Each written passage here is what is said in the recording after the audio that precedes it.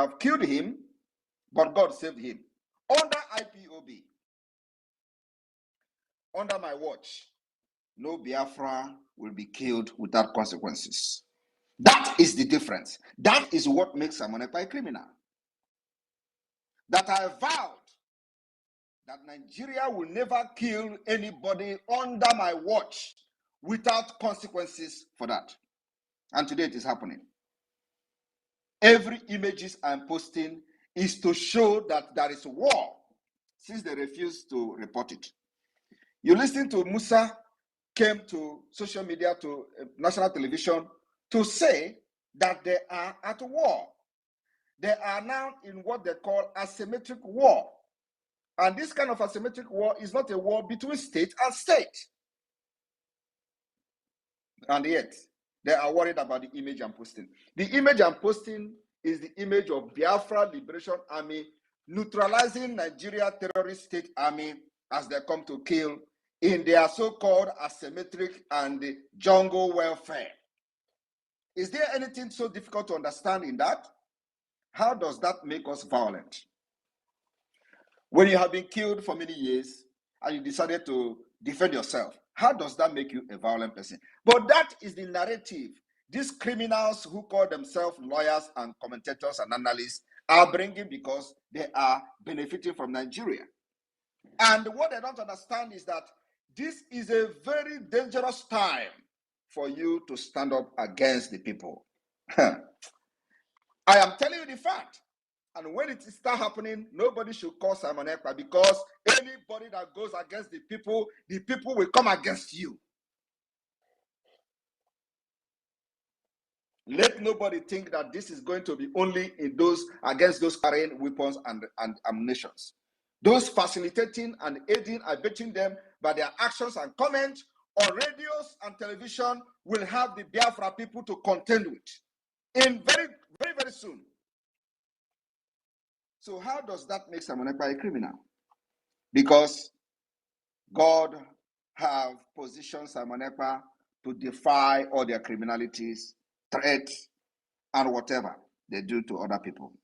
Those who have come before me, you know how they ended. Today they are telling you Mazi Nnamdi Kanu is the one who is very,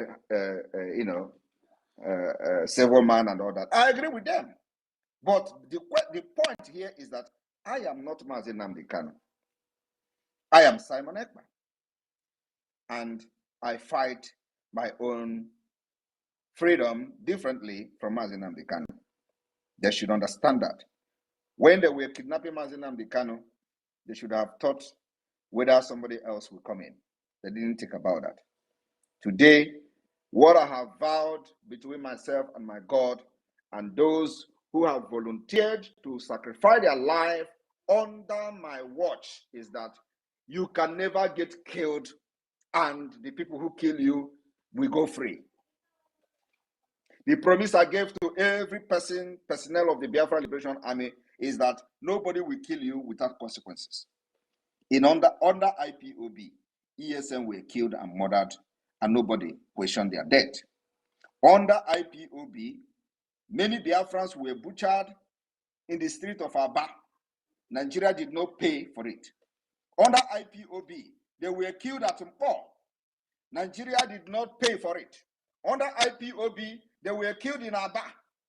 Nigeria did not pay for it. Under IPOB, they murdered 28 persons inside the house of Mazi Nnamdi Kanu. Nobody paid for it. Under IPOB, they killed in Enugu. Nobody paid for it. Under IPOB, they killed in Ebonyi State. Nobody paid for it. Under IPOB, Wike murdered thousands of Biafrans in Obibo. Nobody paid for it. And under my watch, I said it can never happen. And that's why all of them are mad, calling me criminal. And let me tell you today, anybody that is calling me criminal, Biafran, go for him. And let him explain whether I have stolen anything from him. From tonight, go and get the person to answer question whether I have stolen from him. And how does defending my people make me a criminal? From this man, Biafrans should go and get him, let him answer question where I have stolen from him. What I am doing is enshrined in international law, self-defense. I cannot be shouting for freedom for my people, and you are killing them, and you are expecting me to be looking at you. How does that make me a violent person? How does that make me a criminal? Did I steal anything from them? Have I come to their house and steal anything? But because we have kept quiet a long time, when they come to this their nonsense radio to talk rubbish. Any day you see them in Biafra land, those calling me criminal, Biafra Liberation Army, arrest them. We have police now, as a matter of fact. Arrest them. Let them explain where I have stolen, whether I have stolen anything from them. From tonight, we are beginning to restore law and order in Biafra land. Police of Biafra, we have police, state police, rightfully voted for under a democratic dispensation. We enacted a law to establish Biafra police. Anywhere you see these people that are calling me criminal for defending my people, please arrest them and make a video of it.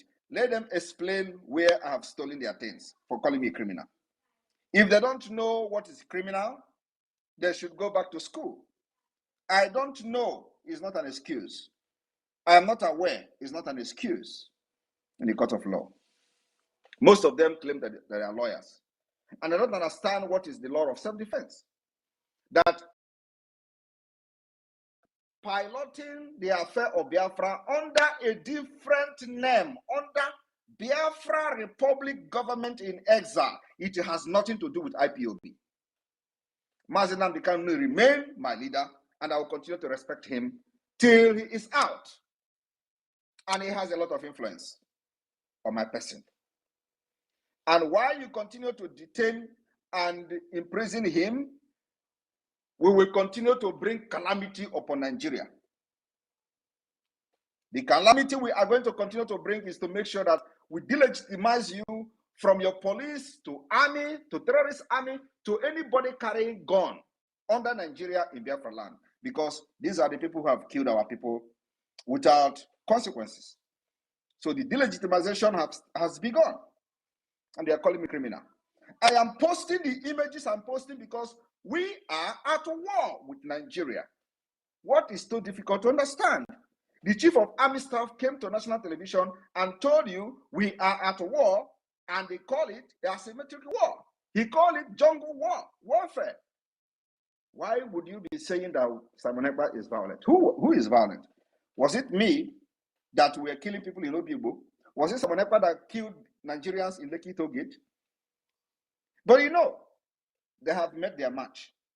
Because they thought that whenever they are, selling this narrative of, oh, you are a criminal, oh, you are a terrorist, oh, the person will run away. Not me. I can never change I can never change even one step backward. Not me. Simon Ekpa is what he is.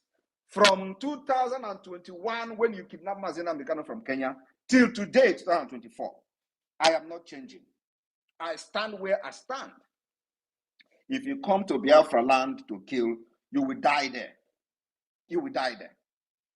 Today, have you been hearing any of extrajudicial killing of Biafrans and the killing of commanders and all that? It is not happening because we have sophisticated weapons. I am posting how your terrorists are dying because they are very, very strong when they see unarmed people.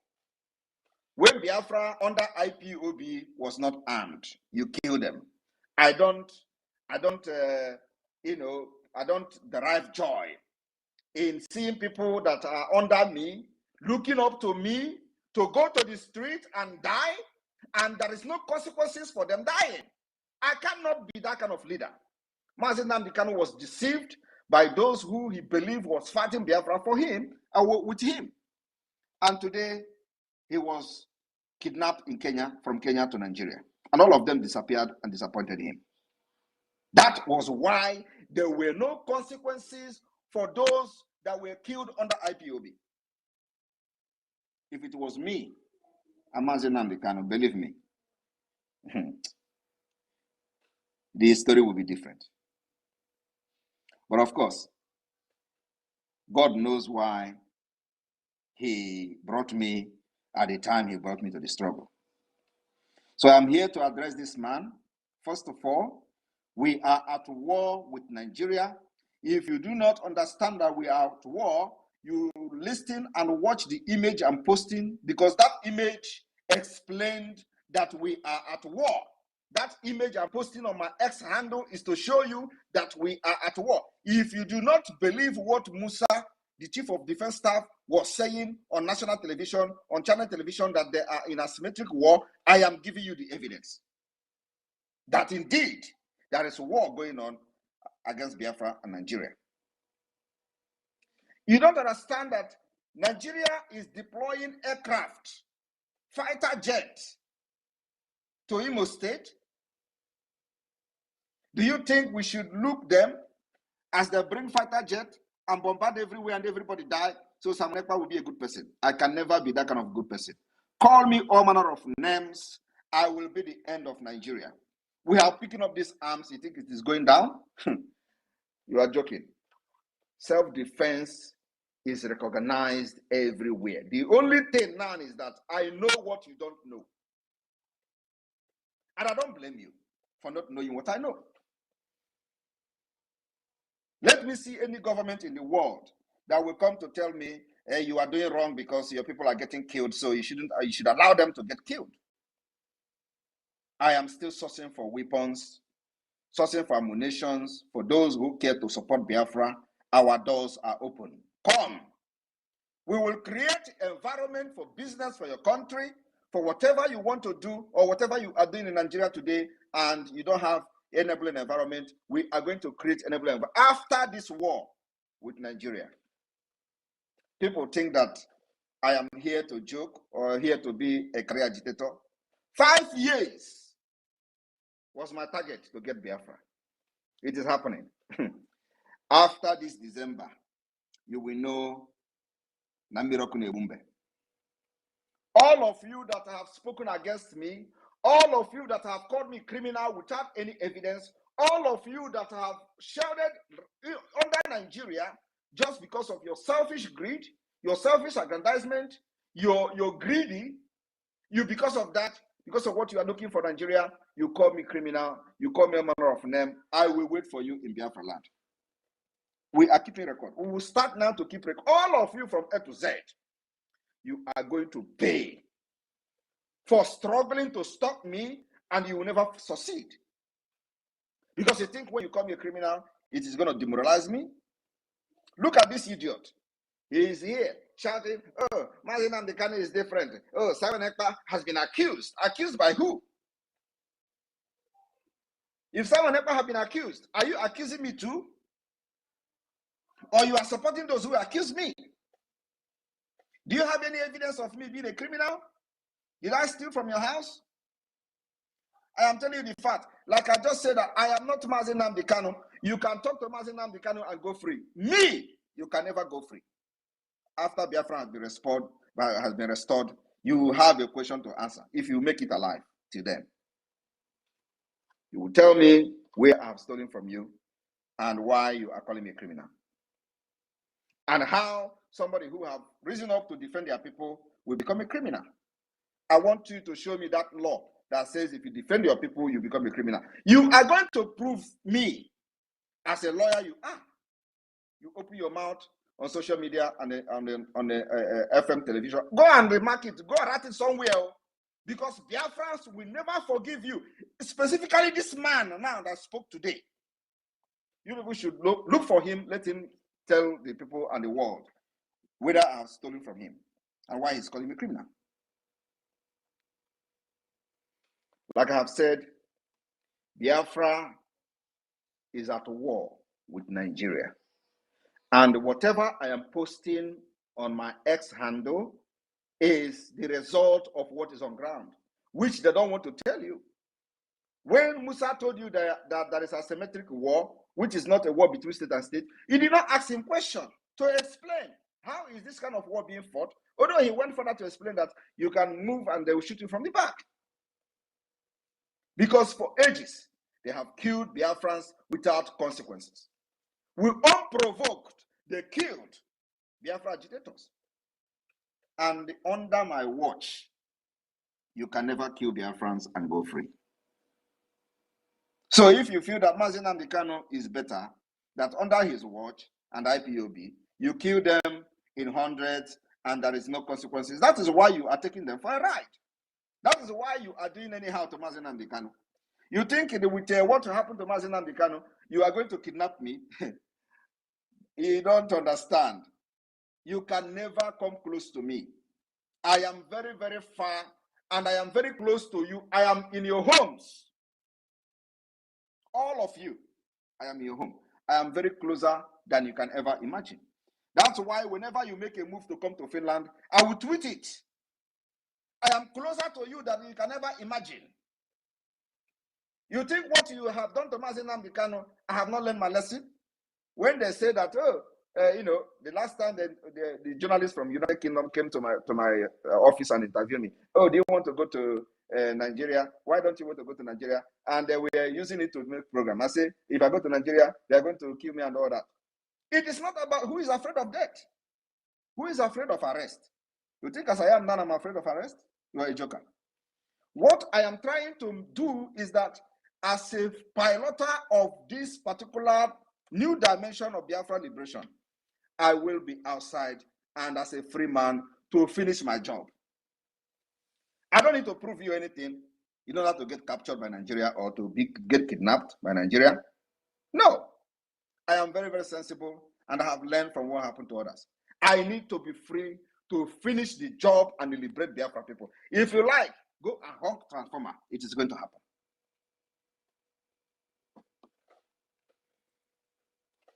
So those of you who are here, whenever you hear Simon Ekpa violent, Simon Ekpa this is violent, we are not violent. We are trying everything possible to restore peace, stability in our region. And the only way is to make sure that Nigeria terrorist army is not having a field day in Biafra land. The only way to restore peace is to make sure that there is no checkpoint. Nigeria terrorist state, any representative of Nigeria in uniform and carrying arms does not have one single checkpoint in Biafra land. That is the roadmap to peace. Release Mazi Nnamdi Kanu, you kidnap. Not only him, you release those you have abducted, kidnapped from different places in Biafra land without record. We have the record. Release all of them. And let me tell you one thing again. Do not think that Biafrans are fools. When you release Mazi Nnamdi Kanu, he must come to Finland. It's a condition. I will sit one-on-one with him. You know, I have said this thing 2 years ago. They thought I was joking. He will come to Finland. The reason I'm fighting for him is that I supported him. I gave him a voice.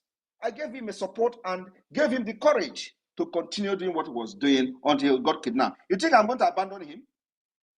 You think I'm going to abandon Mazi Nnamdi Kanu? Even if he come today and say, Simon Ekpa, I don't know you. Simon, you think I'm going to abandon him? Because I know he can never say such thing under his normal, conscience. Because I contributed in supporting him, giving him the voice that you see him as a threat. You kidnap him. And then today, you want me to abandon him. I will not abandon him. Everything I'm doing today is geared at making sure that I demand his release. And if you do not release him, more calamity will befall Nigeria. Go and mark it somewhere. I'm not hiding my mouth. Calamity will befall Nigeria. And if you continue to be in Biafra land, planning how to kill our people with aircraft, with armor tank, you will all be neutralized. Except I am not fighting a just cause. You should be ashamed of yourself that somebody is in Finland and that person is your problem. I wonder, while Mazi Nnamdi Kanu was broadcasting from London, how many of you demanded him to come back to Nigeria? How many of you called the ambassador of United Kingdom, High Commissioner for Nigeria of UK in Nigeria? Oh, Mazi Nnamdi Kanu is making broadcast. Oh, come. Go and bring it. How many of you did that? You didn't do that. Why is Simon Ekpa different? Why don't you do the thing you do to Mazi Nnamdi Kanu to me? Come and kidnap me in Finland, Ndara. Come and kidnap me in Finland. Why are you calling Finland. Did you call United Kingdom on Mazi Nnamdi Kanu? Did you call the embassy on Mazi Nnamdi Kanu? Why did you go to Kenya to kidnap him? So come to Finland or go to Kenya to kidnap me too. Why are you calling Finland? Why is everybody now, oh, Finland? But Mazi Nnamdi Kanu broadcasted for many years. Nobody called United Kingdom. Nobody summoned the ambassador in Nigeria to Abuja. Come on, Mazi Nnamdi Kanu is broadcasting. Why is my own different? Because you see that Abromanana Tata, if we go to Ta, I will be the end of Nigeria. And this year, after 2nd of December, you will understand what I'm saying. The image you are seeing is a small thing compared to what has actually happened. I'm only posting those to call your attention to the fact that there is war going on, but as moron as you are not getting the picture. You are not getting the point. I don't know what else you want me to do. When the chief of army staff come to radio and come to television to cry, Simon Ekpa must be brought back. Simon Ekpa, you don't ask him question. What is Simon Ekpa doing to you? My comment. How does my comment bring insecurity in the Southeast? As a military man, are you supposed to be in the street or in a democratic system? As a military man, are you supposed to be having checkpoint in a democracy? You are calling Simon Ekpa. The people of Biafra have rejected you and they are not getting the point. The masses in Biafra land have rejected you and you are blaming Simon Ekpa. Is it Simon Ekpa that engineered you to kill them for many years? Don't you know that the people you have killed, their brothers and sisters, have now risen up against you? Don't you know that Biafra people have turned against you? And you said it, you called it a Semitic war. How does that become Simon Ekpa? How is Simon Ekpa comment become the reason they turn against you when you have been killing them for many years? Anyway, I just decided to come this evening to say this thing make this point very clear. When they come to address me and Mazi Nnamdi Kanu, they will continue to say, oh, Mazi Nnamdi Kanu have said it several times. He has nothing to do with insecurity in the Southeast. Why are they not addressing my own when I have said Mazi Nnamdi Kanu has nothing to do with what Biafra government in exile is doing? Why are they not also addressing that one? They will not address it because these are criminals, corrupt idiots. They will say, oh, Mazi Nnamdi Kanu have said it in court. He don't have anything to do with those committing crime in the Southeast, those doing this. Why are you not also saying what I've said? That Mazi Nnamdi Kanu has nothing to do with Biafra government in exile. He has absolutely nothing to do with what I am doing. But at the same time, I am doing this particular agitation, demanding that you must release him. Because I was part of those who pushed him to fight for Biafra, gave him support that made you to kidnap him. So I can never abandon him. Until when he come out and meet me in Finland and say, Simon Ekpa, you see, I am not doing again. Then I will have something to say. For now, I believe he's still in Biafra struggle. So from today, when you are addressing Mazi Nnamdi Kanu's comment, please, let shame the devil. I address my own too. I said he has nothing to do with what I'm doing. Is that too big or too complicated for you to understand? That everything I'm doing today, I'm taking responsibility on behalf of Biafra people, on behalf of Biafra Republic government in exile, on behalf of de facto government in the homeland. It has absolutely nothing to do with Mazi Nnamdi Kanu. How many times am I going to shout this thing? Well, when they come, they will tell you, Simon Ekpa is doing something. Do you think it's going to affect Mazi Nnamdi Kanu? How does that connect to Mazi Nnamdi Kanu? You guys are criminals. And that's why nobody is listening to you anywhere in the world. Because anytime anything Nigeria is lie. Lie and fallacy. Nothing else. But it is very, very good. I will be here to end all of you. Here. Good day. And that is why from the day one, when I was shouting, I will bring Biafra from diaspora, they were laughing at me. Today, they are not laughing again. No.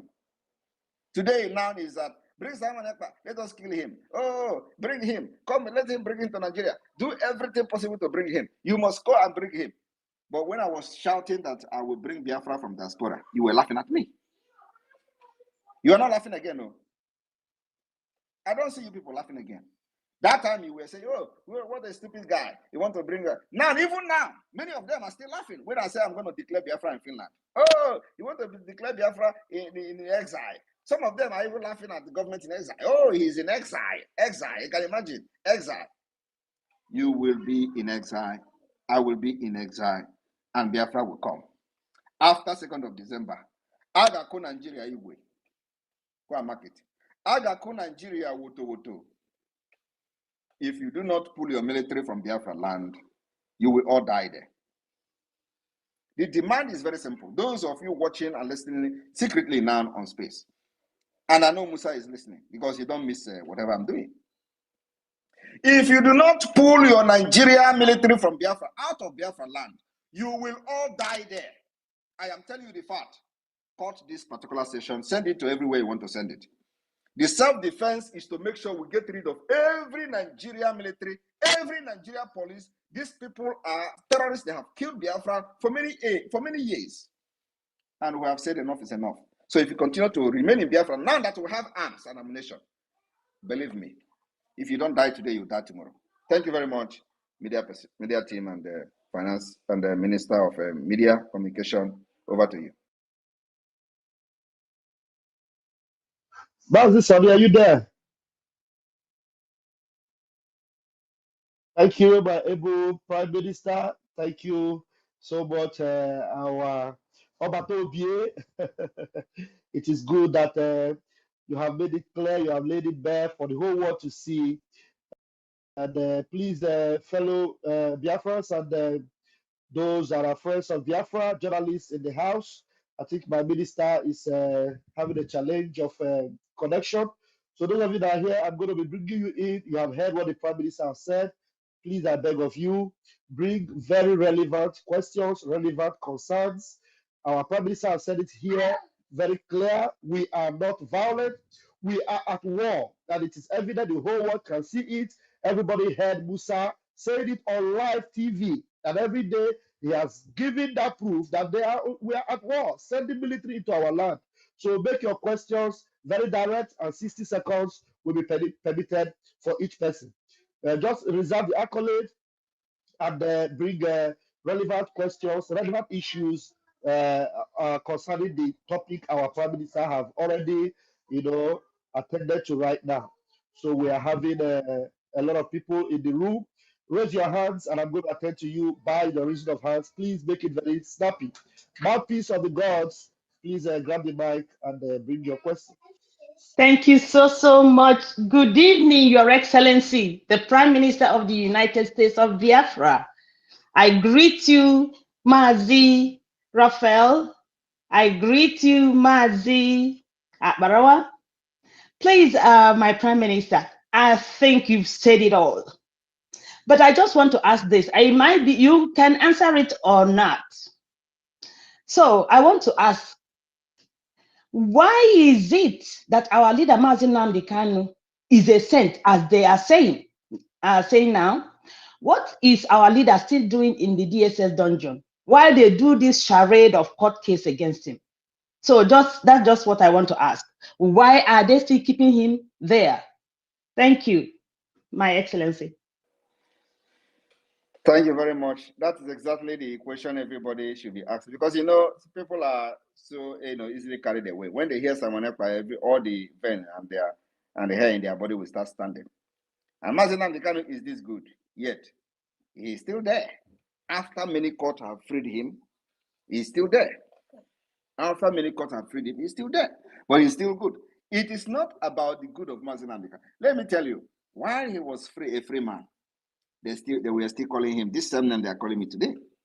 And because they couldn't stop what he was doing, because I am here to finish it, they decided that, maybe let us see how we can frustrate them. Mazi Nnamdi Kanu is good, bring him out. They are still not bringing him out. But you know one thing, God is working somewhere, because before September, believe me, we will level Nigeria. We'll mark it. Thank you. Thank you, Your Excellency. There's also this lady who you posted on your page, who enumerated everything that happened, that she knew And she kind of categorically, said it out that our problem is the politicians who brought this massive criminality and all these evil by the army on us because we had a peaceful Biafra land, but their politicians brought this on us. So I think maybe if you can also touch on that, please. Thank you. Yeah, of course, the truth is that the corrupt politicians are responsible for the insecurity you see today. Without them, you will not see any insecurity in Biafra land. That we are fighting against them. And when you listen to that man, because I'm more interested in the man. The woman is a lady, and I don't have any issue with her. But that man that was talking is where I have a problem. Because the man, if you listen to the man, he was explaining, oh, IPOB is fighting to restore their own country, and as if he is not an Igbo man. That if IPOB restore the country today, he's not going to be part of Biafra. So when you see them explaining this thing, they will be explaining, oh, they are looking for their country, oh, that Nnamdi Kanu is leading them to see that they have their international recognition, and so they can have their own self-determination, as if he is an Hausa man. This man is an Igbo man. As if his Biafra come, he will be, ostracized or maybe expelled from Biafra land. That is not going to be part of it. So when you listen to this kind of idiot, it boils, I get, I start boiling for the fact that they can open their mouth, sitting in that shithole country, open their mouth and be spewing rubbish, where every man in Biafra land is very angry. They don't know that, they are putting themselves in danger because everybody now is angry. People have died. Nigeria have killed enough. And so if Biafra see anybody that is supporting Nigeria to get their people get killed, they're going to eliminate the person. I am telling you the fact. That's where we are now. So nobody is going to continue to enjoy the death of other people and to make yourself excel. Because you want to support Nigeria, you have one position you want to protect. If you do that, do it in secret too. Don't come open and do it again. Because I cross Gokwa Rubicon. People have died, and those people that have died but that were killed by Nigeria state are sons and daughters of people. They are also brothers and sisters of people. And those people that are still alive today that witnessed the death, gruesome murder by Nigeria terrorist state, they are not happy. So if you think that you can use that to flourish, believe me, you're not going to last long. Thank you. Thank you, Your Excellency. Thank you so much. Thank you. Our defender. Please, thank you. Thank you, my peace. Thank you very much. Thank you. And we're going to go forward very quickly. Please ask a very quick question. One question, the 60 seconds, and then we'll bring the next person. Veteran Dragon, please come in with your question very quickly, please.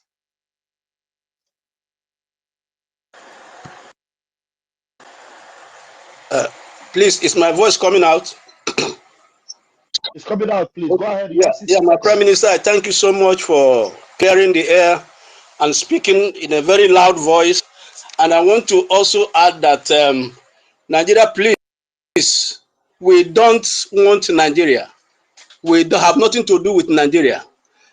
If you kidnap our leader, Martin Nnamdi Kanu, and you thought we are going to fold our hands, it's not possible. Even if my Prime Minister said he's not fighting again, I will take it up. So my Prime Minister, you are doing the right thing. And what we are doing, we are not doing what Nnamdi Kanu was doing. He has his own modus operandi. He's doing it his own way.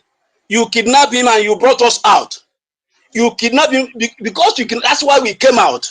And we can never go back. It's only either Biafra or Biafra. So let me tell you, Nigerians, take it or leave it.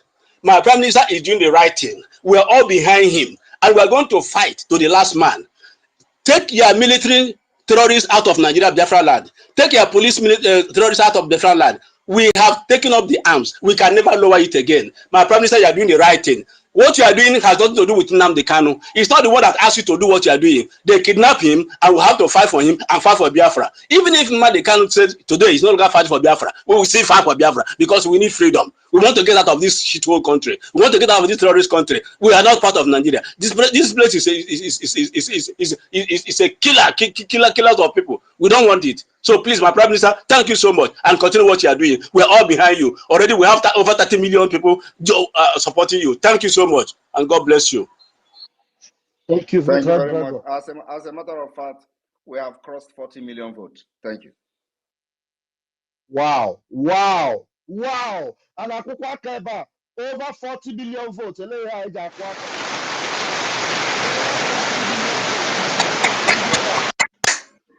Wow, wonderful. Biafrans, we are home. We are home. We are home. Prime Minister. Thank you, sir. Okay, who else is there? We give you the microphone very quickly. I can see Sabijo. Sabijo, I think you should grab the mic now. Please bring your question and go straight to the point, please. Unmute yourself, Sir Maijo. Maijo, I think that's you. Hey, hello. Thank you so much. Sir Major from America, the United States. I was wondering, in terms of what originally started the conflict, if you can give me a brief understanding of that. And then also when we're talking about numbers, obviously the Nigerian army is really big. Do you have the same amount of numbers that they do in terms of having boots on the ground? Thank you very much, Samaijo. It is not about the numbers. We have over 100,000 men at this point, about 130,000 men cut across Biafra land, but it is not about the numbers. Nigeria military are infiltrated by terrorists who do not have any kind of military training, and they don't understand what is rule of engagement. So we also have our terrain. It is completely different from what Nigeria Army, their experience and what they know about. So the fight going on, or the war going on, the conflict going on in Biafra land is completely different from what they have, what the experience they have had in the past. And we purposely designed the way we fight them this time around because we know their weaknesses and we know what they can do depending on the kind of response we're giving to them, in our self-defense. So it is not about the number. They have the equipment, they have the weapon, but if you follow, keenly what has been happening for a few days, or a few weeks, or a few months, even for the past 5 months, you see that for the very first time in the history of Nigeria, the military hierarchy are now crying. And the only reason they are crying is because we are neutralizing them when they come to kill us. The terrain is very difficult, and we dictate how to fight them. They have been trying to make us go into conventional warfare. We don't want to go into conventional warfare. And that's why when they come to our community, they kill innocent women and children. And at the same time, we try to repel them as much as we can. But then, facing the Biafra Liberation Army, we always defeat and repel them from the air, from the land. So this is what is going on. So it's not about the number, but it's about tactics, it's about the experience, it's about also the terrain. That is what is going on. Thank you. Thank you. Do you have further questions, please? If you have further questions, no, thank you. That's all. the opportunity. Thank you so much. Appreciate the time. All right, thank you very much. And I can see that you are a reporter, and of course this is where some of you need to come in, because the war that is going on now between Nigeria and Biafra is not reported, and so you journalists, especially those of you in the United States, have a very good role to play. And remember that what we are fighting today is not about ourselves alone. It is about the future of America and the West. What has happened and what is going on is that the terrorists are looking for a safe haven. Not just they are looking for a safe haven, they have actually found a safe haven in northern Nigeria, in the Sahel region. And by the time their target is to take over Biafra land, and that's why when this thing is happening, hundreds of people are getting killed in other parts of Nigeria. The military are not interested in it. They are only interested in Simon Ekpa, because their target is to take over Biafra land, take our natural resources, refine it, make money, and sponsor terrorist attack against America and against the West. That is their target. And I did not say this. The CIA have the information. The military, the United States the defense have this information that they are looking for a safe haven in Nigeria where they will start looking at attack against the Western America. So it is not just about Biafra. And this is what the West should understand. America should understand this.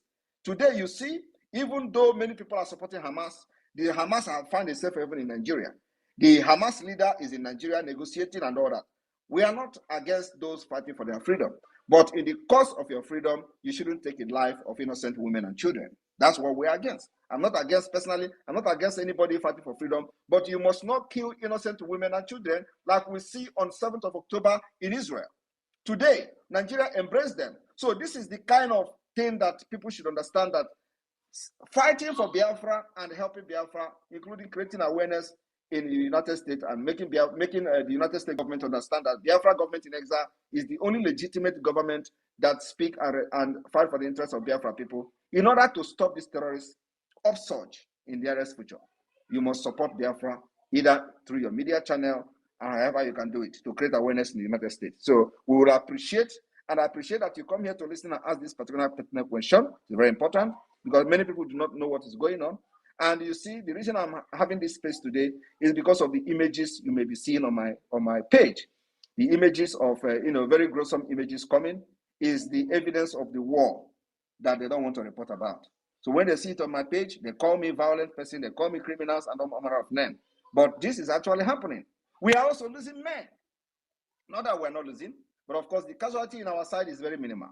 But they are losing thousands of men every day. That's what is going on. It is unreported because they are scared of reporting it. The only thing you hear is for them to come to the TV station and radio to shout, Simon Ekpa must be repatriated. And nobody is asking the question, what is this Simon Ekpa doing? Why is Simon Ekpa so important? Why is this Simon Ekpa so important that the National Assembly of Nigeria is discussing Simon Ekpa? The Chief of Army Staff is discussing Simon Ekpa. The Chief of Defense Staff is discussing Simon Ekpa. Everybody in Nigeria is discussing Simon Ekpa. Why are they discussing Simon Ekpa? Nobody is asking this question. It is because the army Simon Ekpa is commanding is neutralizing them in thousands. Every day they deploy 2,000. You know when they come, you don't know when they go. That's what is going on. And we must tell the world the truth. Thank you. So my follow-up question, I did have one, I'm sorry, is what sort of message do you have for the American government, or what sort of direct actions do you anticipate the United States military to do? Is there a call for action? Are you asking for weaponry? Are you asking for funding to fund your war? What message do you have for America, the United States government? The word I have for America and the United States government is to support Biafra militarily and otherwise. And because they have been there in between 1967 and 1970, when Biafra and Nigeria civil war took place, the genocidal war took place, and before the end of the war, America was shifting ground. In the beginning of the war, America was supporting Britain. We know that America and Britain, they have a very special protected interest, so they support each other. But then, this is not about interest this time around. It's about, we must do the right decision to protect the future against terrorism, against, a very catastrophic situation that may befall the West and America in the nearest future. So during the War of Biafra, we understand that America was siding Nigeria was on Nigeria's side. And it was as a result of the misinformation that they are trying to bring up to the table at this point. Misinformation in the sense that there was no news report coming from Biafra land. Nobody knew what was going on. Nobody knew except the Britain and the Nigeria government.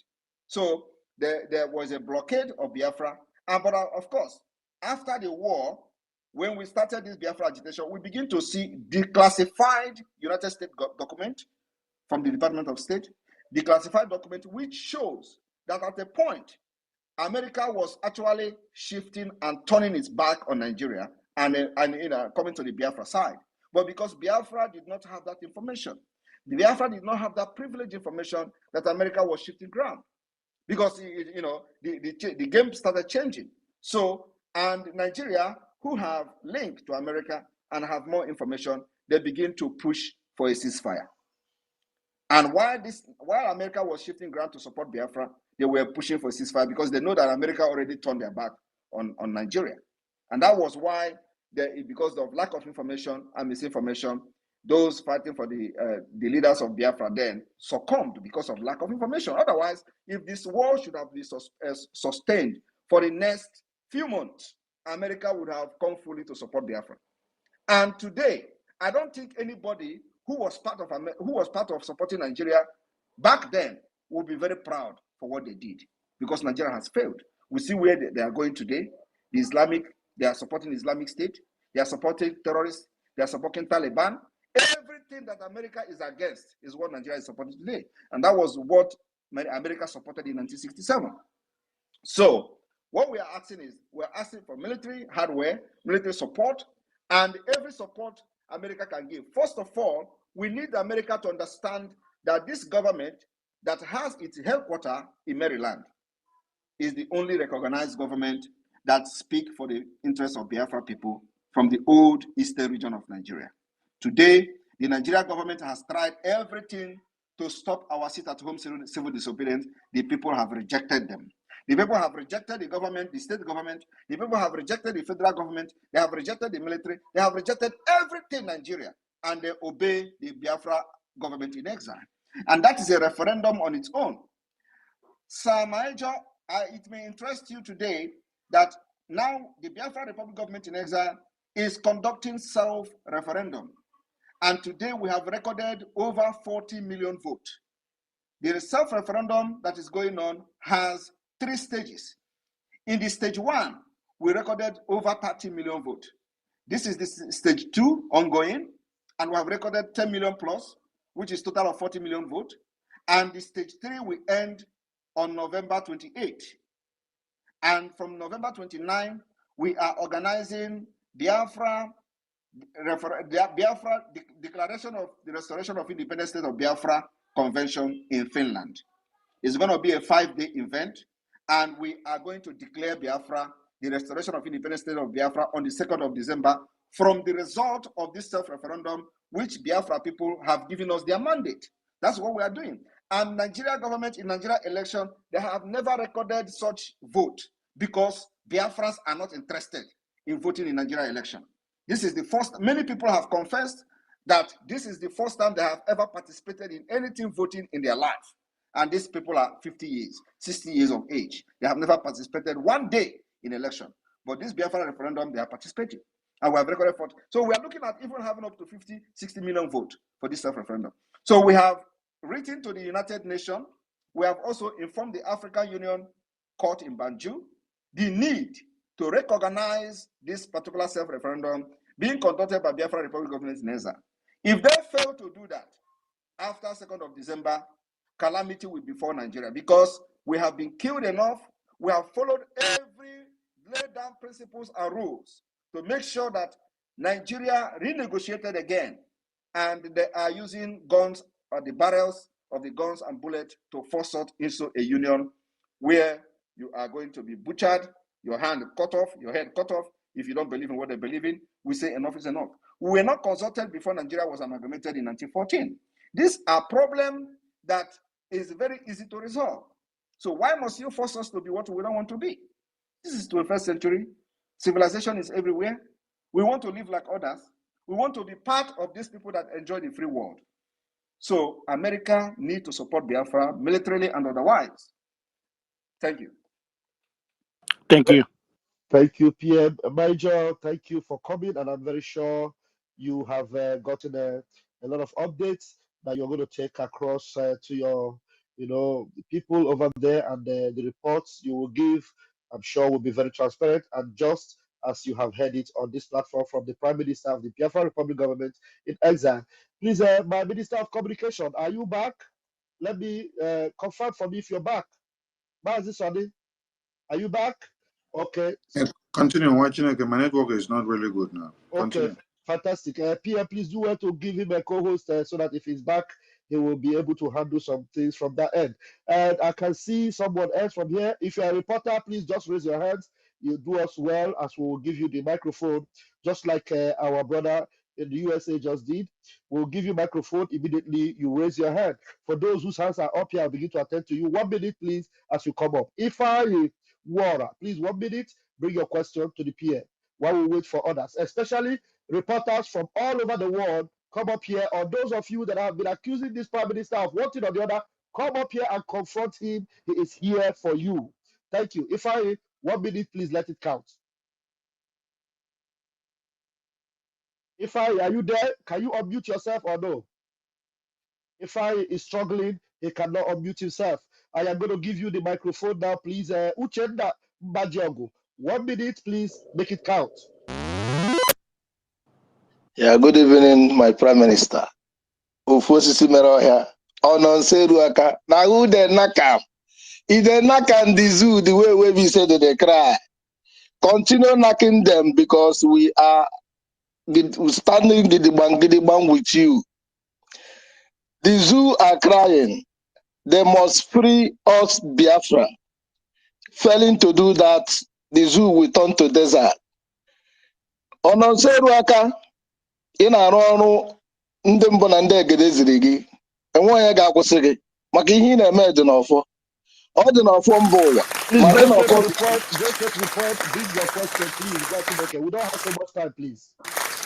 yeah, I just want to greet my Prime Minister the way the spirit lead it. That is it. I yield my mic. Okay, thank you very much. Thank you very much. Thank you. Please, we have our forums where we can meet the Prime Minister. Just have it in mind that we are here for a very important discourse, a very important subject. Come up with your question, 1 minute, and please, let's do this. Thank you very much. Chuku, Uku, please bring up your question, please. Unmute yourself. Chi Uku. Yeah. Is that me? Or I don't know. Yes, that's you. Okay. That's you. Okay. Chi Uku. No, not you, not you, Chukuma. Not you, Chukubeze. Please unmute Okay, yourself, Chi Uku. Please go ahead, please. yeah, okay, Mazi Raphael. Am I being heard? Live and direct, please. 1 minute, please. Okay, yeah. Good evening, Mazi Simon Ekpa, my dear Prime Minister.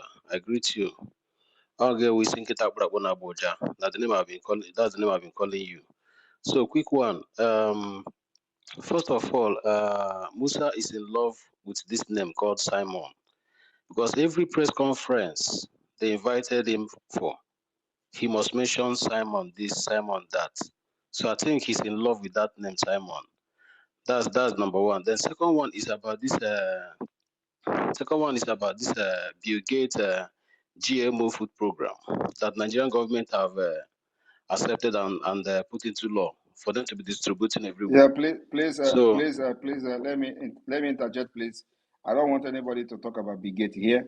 Okay, so let's just focus on our struggle, please. Thank you. But I actually said Master. before that we should focus on the topic. Please, if you go outside of the topic, I'm going to mute your mic immediately.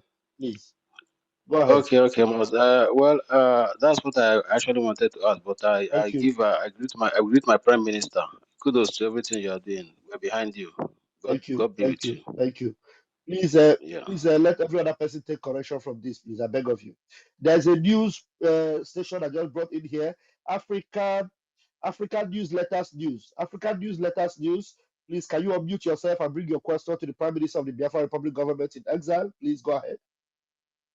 African Newsletters. Are you there? Well, also. Okay, there's a very popular name I see on the Facebook.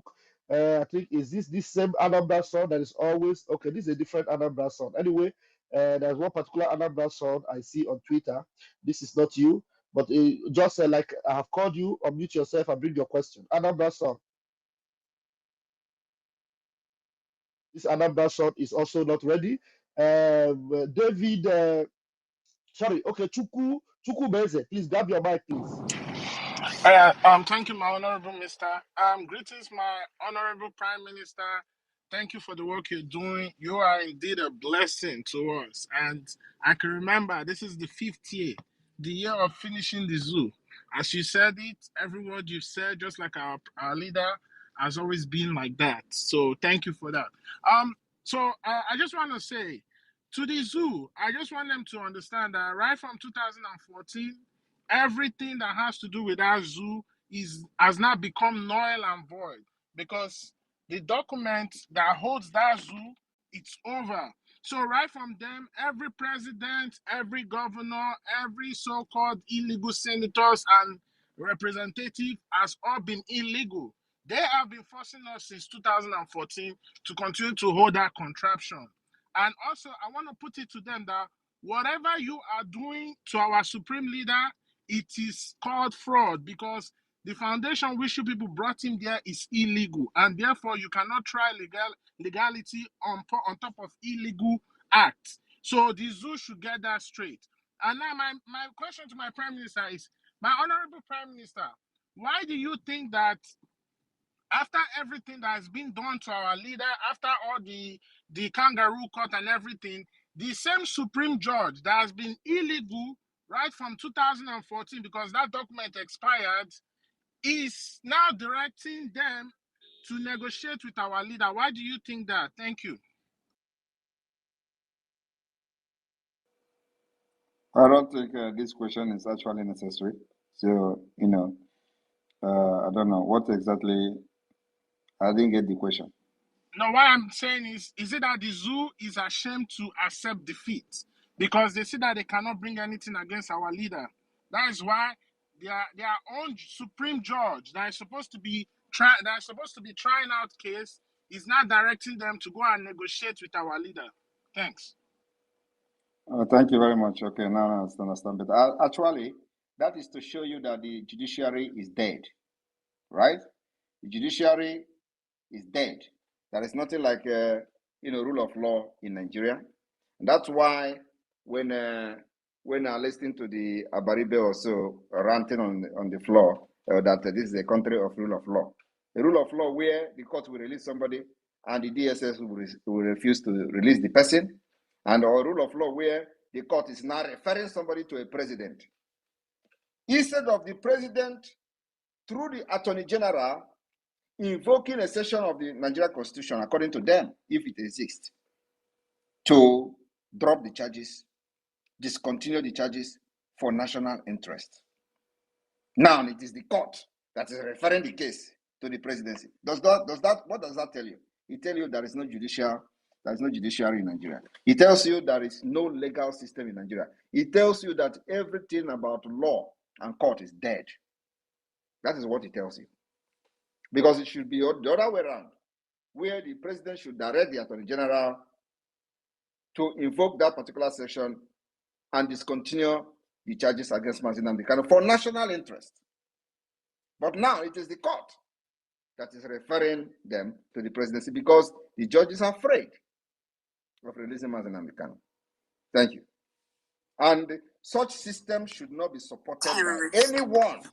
That is the system that we are fighting against. A country where there is no rule of law, a country where judiciary is under the palm of the government, we must always come against them. Yeah, please don't be offended. This guy, Jagu, I am removing your take on the double trade.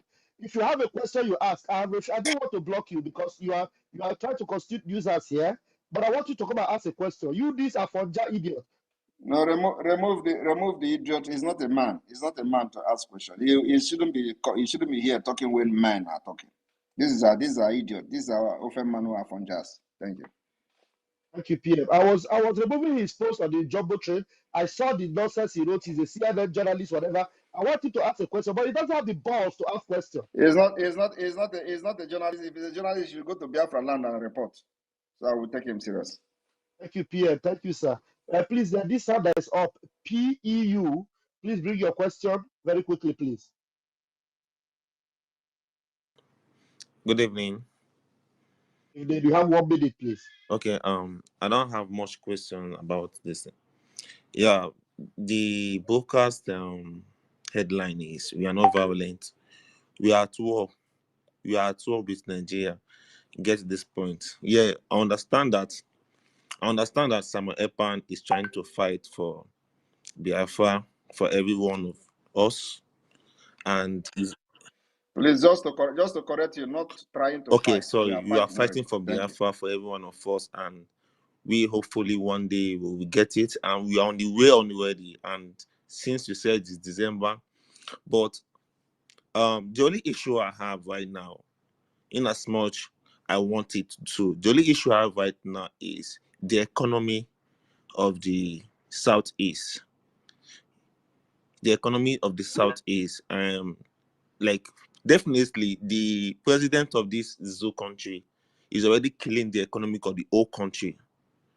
Then, if we are still like doing more of this, like the sit at home, like I know the money sit at home is normal, like the random sit at home is how it kills like the economy. I know how many times I have to like help a lot of my fellow people in the southeast because of the economy. I just want the Prime Minister Simon Ekpa to please like give more light on how it's like you need to save this economy, because there's how some things need to be reduced down to help the economy of the southeast, because the economy of the southeast is going down and people are just crying about on insecurity and the rest.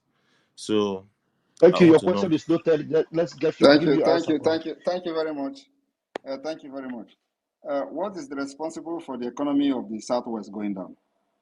Okay, what I feel is this in the economy of the southwest. Some people are not, so because of fear.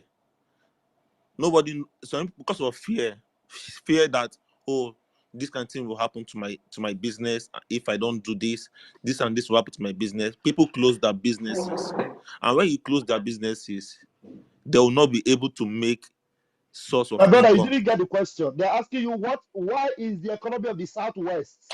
Southwest. Yes. Why is the economy of the Southwest going down? Not Southeast. Southwest. You asked about the I Southeast. The I PM said is asking you southeast. why is the economy of the Southwest going down? Open your ears, then bring the answer quick. Okay. Why is the economic of the Southwest going down? Okay, thank you. Definitely. Okay, that is the question. Definitely, in this kind of case, you can never compare the southwest and the southeast together. We are more Please better. take this man down. The question was, why is the economy of Southwest going down? And you are saying you cannot compare. They said, what is the cause of the economy of Southwest going down? And you are saying you cannot compare.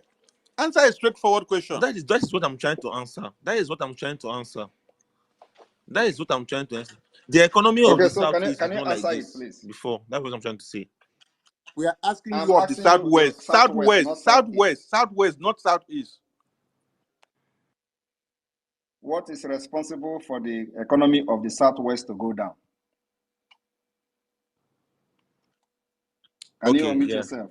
Yeah, I can And hear you. I again, can hear you. let me ask you again, what is responsible for the economy of the Middle Belt and the other part of northern Nigeria to go down, that they are in hunger? What's responsible for it? The Middle Belt and the Southwest, they are going down definitely. They are going down definitely. So what is but responsible for it? What Southeast is now going down with? We are talking of Why are Southwest. you? Southwest. Answer Southwest question first. And you're running to Southeast. Is it only Southeast that is your problem? No, it's Simon Ekpa that's making the No, economy it's in not. Why can't you answer the going down. question of why the North You is don't say. dying You don't. and the Middle He Belt is said, "Is dying it just and the Southeast West that is is my dying? Southeast It's that is my everything about problem?" the East. Definitely, I'm All from of you are Southeast and I against the want the East. betterment of my people.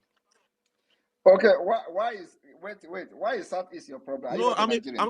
I'm from Southeast. I was a Biafran first before So they are you made me not a a, Nigerian. so if you are from Southeast, are you I a was a Nigerian or not a Biafran Nigerian? first before they made me a Nigerian. I was Biafran first. So now are you a Nigerian or not? So now am I a Nigerian or not? Yes, I'm asking, are you not a Nigerian? Are you a Nigerian now or a Biafran? Bodily, I'm a Biafran, but my passport is speaking Nigerian, so there's nothing I can do. So can you answer my question? Are you a Nigerian or not?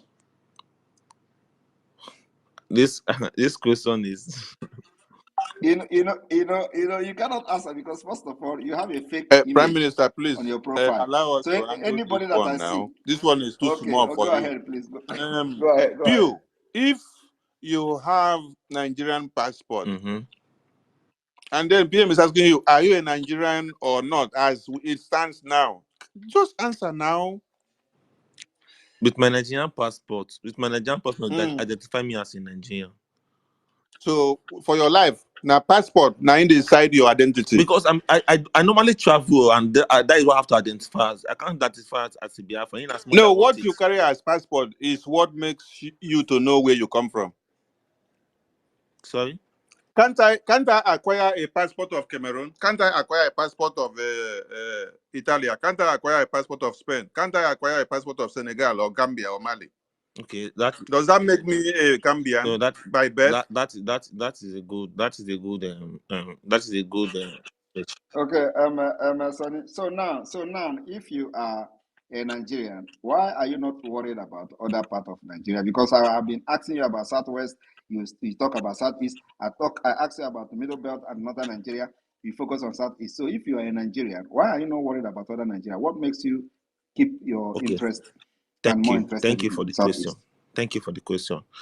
I'm a Nigerian. I'm a Biafran first before in Nigeria. I'm a Igbo man. In short, I'm a Igbo man first because Igbo was the first thing before the creation of So Biafra. okay. Let me ask you: Do you believe in Nigeria? The country is not working. I don't even want this Nigeria again because I'm not asking you whether it is working or not. I asked you: Do you believe in Nigeria? I don't believe in Nigeria. You don't believe No, I in don't one believe in Nigeria? one Nigeria. We have been discriminated a lot. You have been discriminated a lot. So, and do you know what I freedom know what fighting is all freedom about? fight is all about. And you know that freedom fighting I is know not it's free not of free of charge. charge. I know it costs a lot. What do you think what is the most important thing that freedom can cost for you? What is the most important thing the freedom can cost for me? Yes, can take away from you. Like me, for instance, now, like me, I have investment in the Southeast. Yeah, I think my life is I love my life more than my investment. I think my investment is okay for you to go. How much investment do you How have? much investment do you have in Please. Southeast? I think that is the personal question. Yes. No, it is not a personal question. Don't you know how much Yeah, Dangote has? I have millions of investment in Southeast because I want the betterment of my people. How much estimation do you have for investment in Southeast? Hundreds of millions. Estimated how much? Say 100 million or 200 million. Let's say 160. Yeah, 160 million. And it is because of that now you are more concerned about the freedom that we are fighting, right? It's affecting your 160 million. No, it's not me. It's not me. It's not me. Do you know why I say it's not me? Number one, I'm a humanitarian person. I do with humanity first more than like religion. I'm a humanitarian person, and I feel a lot for people. I feel a lot for people. Okay, now this your 150, this your 160 million. Did you make it from government project? No, not or did you government project. struggle by yourself and make I it? didn't make anything from government project. I struggled with myself. I'm a pharmacist. All right. So how then do you think that pharmacist? Okay. How then do you think that our activities of Biafra liberation is affecting your business? How? Thank you. Thank you for this question. I want to be like very, very honest and very, very respectful. Just answer the question. How is it affecting this thing? Definitely. Personally, for me, if I don't open my business for a year, it won't affect me. You understand me? It won't affect me. You understand? I have people. If you don't open your business, for a year, it will me. not affect you. I have people. Okay. Good. Thank All you. right. Not everybody. Not all fingers are equal. I have people that are like friends of mine. I have people that are around me. I have people, families here, not related by blood, but I look after them. And the Monday sit at home is being respected, but the random sit at. So how does our agitation affect your business? Okay, how does it affect your business? Why is it so difficult for you to? When you tell me thank you, I was expecting you to answer the question. You are still talking something that is out of point. So how does our agitation affect your business? How does the agitation affect by the stop opening of the business and the quick closing of the business because of insecurity? How? What is quick and closing? What do you mean by insecurity? Like, so what is insecurity? What insecurity means like some unknown people with with guns patrolling, shooting So is it our periodically. agitation that is it our agitation? Is it our agitation that create insecurity? Let's be plain with both of us. Everybody knows. Can you Yes. just answer my question? Yes. Answer my question. The Okay, fight. so what is creating insecurity? What is creating insecurity in the north and the southwest and the middle belt? What is creating the insecurity in other parts of Nigeria? Okay, Prime Minister Simon Ekpa. Can you don't call me Prime Minister? Just answer my question. No. What is creating the insecurity in the other part of Nigeria? Before all this thing, Northwest, and the North has been insecure before. You know the reason I'm entertaining you. You know the reason I'm just allowing you to talk so that people can actually listen to the average Nigerian, average person who claim to be Biafran supporting Nigeria, how they reason and how they think. That's why I'm allowing you, and I will allow you to enjoy yourself here. So, what is responsible for insecurity in other part of Nigeria? What is responsible for this security? Definitely banditry and the unknown gunmen. So what is responsible for the banditry and the non-government in the other part of Nigeria? I'm not from the northern part of Nigeria. I don't care. But you are a Nigerian. Now. Is it not part of you? Is it not part of me? I don't. I say I don't care about the other northern part of Nigeria. That is the problem. How can you be a proud Nigerian? I never told you I was a proud Nigerian. And then those who decided that they don't care about others and fight for your freedom, they are the problem you have. How does that correlate? Sorry, my network is kind of broken.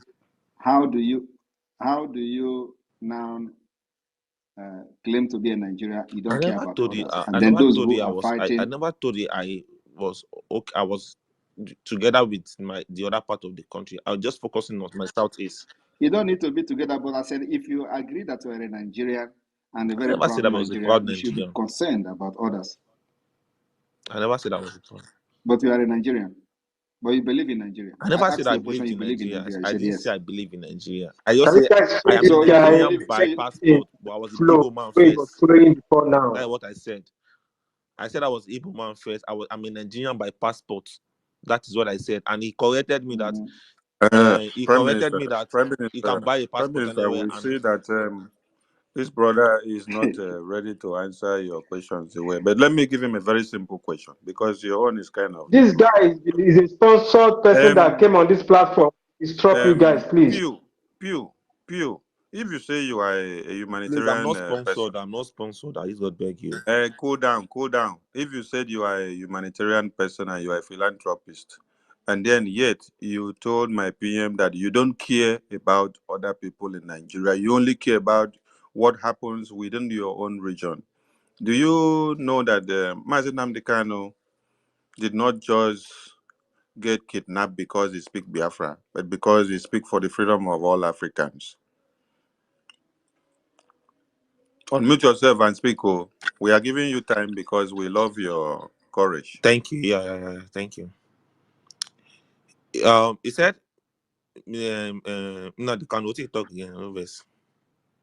You said you don't care about any other person in the other part of Nigeria, yes. Only the people within where you are. Yes. But yet you said you are a humanitarian person. Is that how a philanthropist is supposed to be? Is that why a humanitarian activist is supposed to be? You don't gather the interests of everybody in Nigeria. You only care about yourself. Now let me take your mind back to 1966 January 15 coup. The coup was necessitated because of the emergence of the Islamic Jihad that was to kill everybody, not the Igbos, not the Yorubas, not the Hausas specifically, but to kill everybody. But the major generals that took over the coup and then initiated it consider the interest of everyone in Nigeria. But you are here talking about only yourself and the people within your area. Now, Mazi Nnamdi Kanu was kidnapped because he spoke for the interests of even the people in the north and everyone in Nigeria. So where do you put yourself when you say you are a Biafran and you are a Nigerian by passport? What kind of philanthropist are you? What kind of a humanitarian person are you? What kind of philanthropist am I? What kind of humanitarian person I am? I'm a philanthropist. I'm a humanitarian person with people around me. with people around me. Definitely, Only the people definitely around the you. That means you are a selfish no, type. not Only the people selfish, around you. not selfish, not selfish. Okay, another Everybody question. to their own region. Everybody to We have gotten the answer. We have gotten the answer. Another question. Now that a cup of rice is 500 naira, and then your humanitarian service is to reach out to everyone in your environment, yes. is it affected or is it caused by Biafra or it is caused by Nigeria that a cup of rice and gari is 500 naira? How do you cope with this with your philanthropic gesture? Okay. Thank you for the question. Thank you for the question. This question you just asked me just fall back to what I said earlier. The cup of the All right, Sonny. Let's bring okay. somebody else, please. Thank you, Pew. Thank you, sir. And Pew, I'm sure you have entertained yourself enough and to see and know that you are not making any sense at all whatsoever. Thank you. Mazi Success, you're welcome. Please, can you unmute yourself and say one or two as you're coming? Mazi Success. All right, thank you, Master Raphael. And good evening, my able Prime Minister, Agone Chamber, the fearless one, our Minister of Information, Sonia Kwara. Good evening from here, and fellow Biafrans, good evening wherever you are, spacing from. PM has already nailed the coffin. We are not violent. Number one, if you want to know the meaning of violence, you have to go and check the English definition of violence. Violence, in essence, that everything around you turns to be enemies. No. In all the areas where we have bases, BLA, BLA and BNF, the Biafran Naval Force, and every other forces we have around, the indigenes don't complain. And they are not being maltreated. They are protected. In fact, when this evil wind came, our people will make sure they take all the bullets to ensure that they shield the civilians from the evil wind. That is example of we are non-violent and we can never be violent. We love our people, and this war is very, very systematic, just to the enemies alone and to them alone. But one thing you will not forget is that we are at war, and the war is not about a friendly handshake. It's all about seeking the enemies, if possibly, any way, shortcut their life. And it is happening. And PM is very, very proud to showcase to the world, since Punch and other gutter medias refuse to report it. Why? It is in their doorstep. There is no newspaper publication that don't have representatives in Owerri, in Anambra, in Cross River State, where it's boiling, Bakassi Peninsula is boiling. But you can never see them report it. And that is why he took it upon himself to post it, and the able Biafra medias carry it all over, and they said he is violent. They should get the point. He is not violent. And Biafra Republic Government in Exile is never violent. BLA is never violent. These are peace-loving people. Let's live. The other is evacuate your personnel from our land. Then the insecurity they created by themselves will stop. But no, they cannot, because they are as well a beneficiary of the insecurity they have created. Because a whole bus can be kidnapped just a kilometer away from their checkpoint or a few meters away from the checkpoint, and they are not offended. They're making everything look like Southeast is overboiled with insecurity and whatsoever. It is not true. They are the one creating the insecurity. And the courage and demonstration of Onyendu today in court speaks volume. I pray God keep him. God will bless him. Because they wanted him to make a mistake. But the God who sent him will never allow him to make such mistakes, and he will never make that mistake. So they are disappointed once again. It's a victory unto us once again. So, Prime Minister, tighten your belt, and as the order was given then, fire all cylinder. We are behind you, no going back.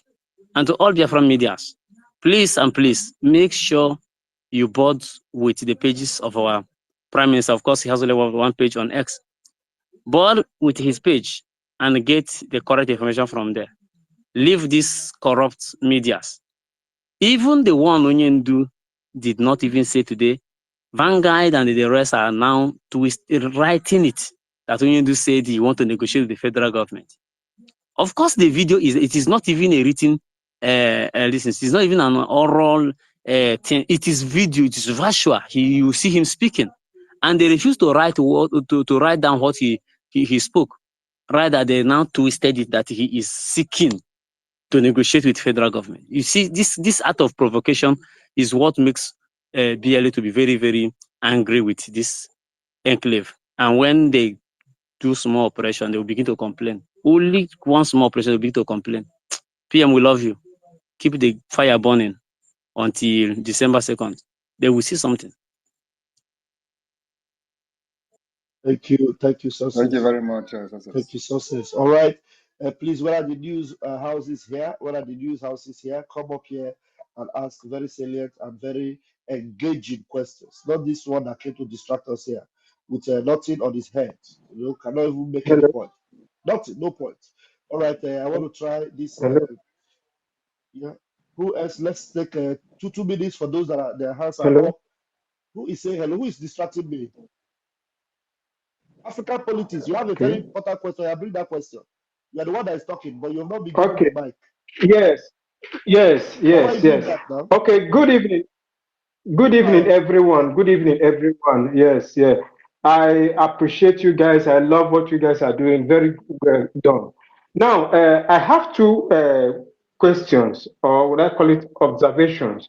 One, what you guys are doing is very good. But I know that's what they call factors of economic determinism in everything that that controls the global society that all of us are part of.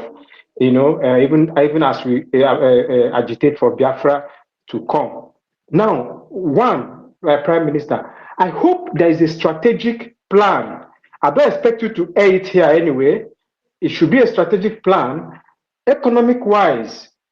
In case if Biafra comes, because part of what is disengaging people, the support you are getting today from the Biafra, even though some of them for some obvious reason might not be able to speak out, openly, because some of us are doing now, but inside of their heart and the spirit and mind, they are supporting you. The reason, the cardinal reason behind it is the economic woes that is being befalling the zoo as we speak today, and so that on its own naturally compels people to incline to what is happening now. Now, if you haven't said that, in view of that, thinking of future now strategy-wise, while the war that you talked about is ongoing, with plans, I hope there's a strategic plan. I know about you. I've read about the coin that's on. That is a good start. I hope there's a good strategic plan that is hinged on economy of support for Biafrans in case of eventuality as a fallout of what is happening now. Yes, because in everything you do, like for project management, for instance, you think about the positive and the negative. You think about the unforeseen, the projected plan or end, and the unforeseen end as well. So in view of that, I hope there's a plan. Like I said before, I don't expect you to air it here. It should be a strategy. That is one. Then the Biafra coin that you guys I read about. I know you guys, yes, even though you are out there in Finland and in other countries where some of you are, domiciled now. But we were first.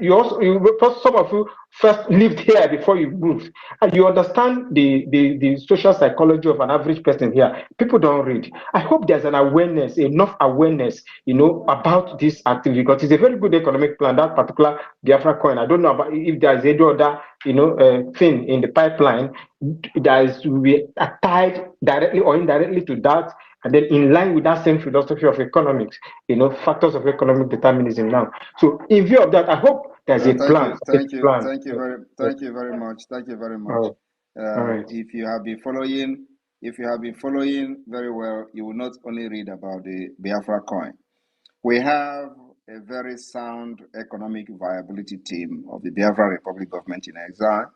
We have people expert both from Biafrans and from part of Nordic country. We have people who are doing wonders, making sure we develop, design the economic plan for Biafra. So it is very, very viable so far, looking very, very good. So those things are taken care of. Thank you. The last question, I thought you already the asked last your question, two please, sir. questions, Oga. Yes, sorry, sir. Please, sir. In my observation, You have please. only 60 seconds. There are lots of hands up. Yes, sir. Yes, sir. I accept. Now, diplomatic-wise, sometimes you are doing a good thing, but if you are not well structured, you'll be given a bad name. I don't know why you are talking. I don't know why you are talking about issues that are out there on the social media. You talked about economic viability team or economic viability of Biafra, which is also in the social media. The team have been shouting about it. Now you are talking about diplomacy. When you also heard me talking about the different fighting Biafra with multi-dimensional approach, using a multi-dimensional approach, the diplomatic approach, political approach, and the armed struggle. Yet you are here. I don't know whether you just want to talk or something.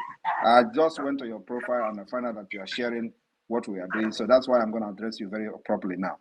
So yes, we are using a diplomatic approach where we have almost all the countries today, the Biafra liaison offices. We have also now activated the Biafra lobbying committee because we have gone into agreement with lobby firm in Washington, D.C., so that they will start a negotiation on behalf of the Biafra government in exile, while we continue to defend ourselves using the arms available to us, and at the same time using the political approach, which is the self-referendum we are fighting. And so I do not understand why some of you will just come and ask questions as if these things you are asking are not there in the social media. And that's why we are making everything public. We're not hiding it. We are not underground workers. Everything I do is on the public, both in our arms, both in the defense, and how everything is in the public. We're not hiding anything. So the issue of the diplomacy is being taken care of. And like I said, in the matter of weeks' time, we will have the first conference on that, press conference on that, on the Biafra government in exile lobby firm. They will come and debrief Biafrans in conjunction with me, myself, and of course the cabinet of the Biafra Republic government. So we're taking care of those things, but everything is step by step. You cannot just come and start talking about lobbies when there is nothing going on. So we need to have something going on first, have all the structures in place. That's why we have liaison offices all over the world. Active, not structure, physical office, not online office. Physical office all over the world. We have Biafra liaison offices. And that is part of the diplomatic move.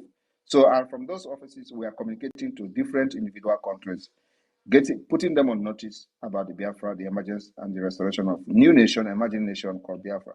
So as soon as Biafra is declared and we begin the defense of the Biafra land, those liaison offices become the Biafra embassies. So that there is no any other diplomacy that is going to be more than that, apart from the lobbying agreement we have gone into, which will focus on the Washington D.C., European Union, and other human rights organizations across the globe. So we're taking care of that. Thank you. Somebody else, Thank please. you, PM. Thank you very much, sir. And I'm happy to see this one here. Ajare, please, before you go on to the next person, this African political, you said that people in Nigeria don't read and they are not following up what happens. the highest country where you have the highest rated professors, and PhDs and master's degree holders. It is in Nigeria. So they read more than every other, they even read more than the Americans and the Europeans and the British. But the point is that they don't reason. Just like you come here now and you are telling us about people that don't read. Now, we have had a press briefing with the attorney that submitted the letter to the African Union. So, is that not something that was done diplomatically when you talk about diplomacy? So, what they have done to people far back there in Nigeria is that you read, but you cannot reason. But there are people that read more than even the people that brought English to you. Thank you But so they much. leave this. Let me look. We ask these people where they always call PM, PM, PM, Samonekpa. Then some of them they come here. Some of us that their hands are up. If I didn't call you, it's not anything. There are some people when I identify them, I just want them to bring down their annoyance that they have against the PM. Let them bring it up here and ask him questions. You see, I'm seeing one person here now that I'm very interested. I want to hear him. Chima with the US flag. Chima, please unmute yourself. Bring that question when they, chook you for Bele. That's you want the PM to answer you. Oh yeah, you have the time now. Grab it. Yeah, PM, good afternoon from here. I greet you, good afternoon. And secondly, Raphael, point of correction. You don't love PM more than me. Okay, Just go ahead. So sorry, let I've me make seen that you. Look, no, I've seen hold some on, of let your me make that write-up, very clear. but maybe Let I me make that very, very misconstrued clear. you. Just go ahead and ask your question. Go Yeah, ahead I and want ask to make that question. clear because bro, no, I want to make that clear. You guys probably think because you're a member of the cabinet you love PM more than every other person. Maybe you gone through my account and you did not see me post anything about PM. I have other accounts that you should know. So that is, I want to clear that on that. But PM, I love you so much. Number one, Okay, I I see all love the you so much. Nigeria things you post anyway. I see all your June 12 and everything. Go I ahead, no have other, problem. like I said, I have other accounts, bro.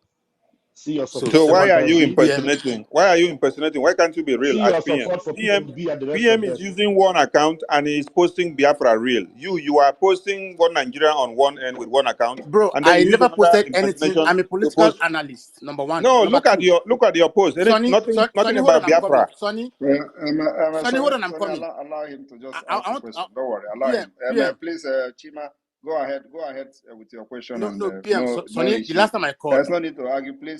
Please go ahead, just like I instructed. Go ahead with your for question the and respect comment, I have please. for you, Just forget whatever. for Thank the you. respect and love I have for you, I will continue. So, first, PM, I'm part of the PM students. I'll probably say I'm 1 to 5 students here that follow PM that know everything. He knows me, he knows when I speak, he knows. I follow him, I study him, I know everything. I can interpret everything he has said from day one to now. So PM, I want to give you kudos. I want to thank you. You just I'm not asking the question, just a little, because I won't ask question because I know you. I follow you bomber to bomber. So I basically will not ask questions. I just want to put in a little opinion, PM, please. I want to thank you for what you've been doing. Like we also in the court case today, Mazina, if you look at my profile, I posted it. Mazina Nkanu is bold, he's relaxed, he's confident because he knows he's been informed that somebody out there is doing something and he's relaxed. He has the leverage over Nigeria. They cannot waste him the way they wasted King Saruwiwa and Abiola. They can't. They are scared of you. And they know he's the only one the only one you can listen to. You've said this several times. You're not going to listen to him there. He's outside in Finland. That's the only place you can listen to him. So to let you know that I am a student of PM. Thank you. That's number one. And PM, number two, I still want to appreciate you because why? They know the level of pain they brought to Nigeria. Like I said, we are not violent. Musa himself, he has testified to this, that we are not violent. What did he say? He said the people you came to protect, when you turn around, they'll from back and shoot you. What does that mean? It means even the people are against the Nigerian terrorists. They are not in support of them. So we are not violent. If we are violent, everybody in Southeast would have been deserted. Every village would have been deserted. We are not violent. We are peaceful people. We are loving people. But our message is only to the military, the terrorist military. Move you up. I grew up in Lagos. when I come back to Nigeria, I fly from Lagos. You will never see checkpoints. Those things are to show that we are conquered people. It is a mental thing. We are conquered people. Like PM, you've always said, get all those terrorists out of our roads. We are not criminals. Even in the north, where my brother they live in the north is peaceful. They don't have this amount of checkpoint in the north. So we are not aggressive. We are only aggressive to the terrorists. We are not violent, because if we are violent, based on what Musa said, he said asymmetric war. What is an asymmetric war? He said even the people stockpile the weapon for them. That means even the people you're fighting against the people. It's simple. So how can we be violent if those people are still helping us, protect us, give us information and everything? So we're not violent. So PM, I want to congratulate you. I want to thank you. And to my to Raphael, I beg, need to enter me enter community space, I beg. Thank you. Thank you very much, Chima. Next person, please. Thank you, Chima. Thank you. Which I want to reach, no problem. Ifeko, please grab the mic. You have 60 seconds. Yeah, thank you very much. This is the first time I'm speaking in this platform. I thank you, Mazi, Simon Ekpa, and those that are listening to me. What I want to say is I'm not actually a registered member of IPOB or Biafra government in exile, but I follow Simon Ekpa very well, and I love anyone who is fighting for our people, and I love the truth. I love doing the right thing, and but I have entered different platforms where they are talking about Simon Ekpa. Yeah, but in this place they are talking about him. I used to defend him, and sometimes they ask me, "Am I his follower?" I said to him, "What I see him doing, there's nothing that you can tell me, because right now everybody is talking about Nnamdi Kanu. But when Nnamdi Kanu was there, everybody was against him. So if Simon Ekpa is not doing the right thing, I believe that Nnamdi Kanu would have said it. And what I'm trying to say now is about some few things that some people said about how insultive people that follows him is, or they used to be. You know, sometimes I used to calm them down, and I told them the struggle is not easy. But I am just trying to say, we now, by the grace of God, I think uh, the Prime Minister has already gathered much, and many people that are following him secretly. Even like myself now, this is the first time I'm talking about, on this platform. It took me more than courage to talk, but I want to say this. When I see some things happening outside, I come to defend. But what I'm trying to say, this level of insults that people are complaining, I am just saying, is it any way that even though that Nigerian government, they don't need calmness, because it's actually a terrorist government, but we that are the Igbos, some of us may be novice. So if they ask questions that they don't understand, please feel free, calm down. I really love the way Simon Ekpa handled this man, Pew. I was even laughing at the point. In fact, I'm actually looking for that harshness here. I'm actually here to see myself the insult and the kind of not being tolerant. I have not seen it yet. So I just want to give kudos. But this issue of the post, like what happened in Abia State, I came to the platform, they were talking about it, and they were all Simon Ekpa this, Simon Ekpa that. I asked the person, did Simon Ekpa said he was the one that sent these people? He said, yes, that's what he said. Where did he say it? They said they didn't say anything. And I told them, as an Igbo man, think very well. If there is any place that they will kill soldiers, is it in Abia State? I am seeing the hand of Nigeria government there, just to destroy that economic hub of Igbo land. That it is not. No Igbo man will try to do that in Abia State. That, okay, it is not long, and a lot of things are going on now. So, is there any way that at least those that are following, so that they will not be confused?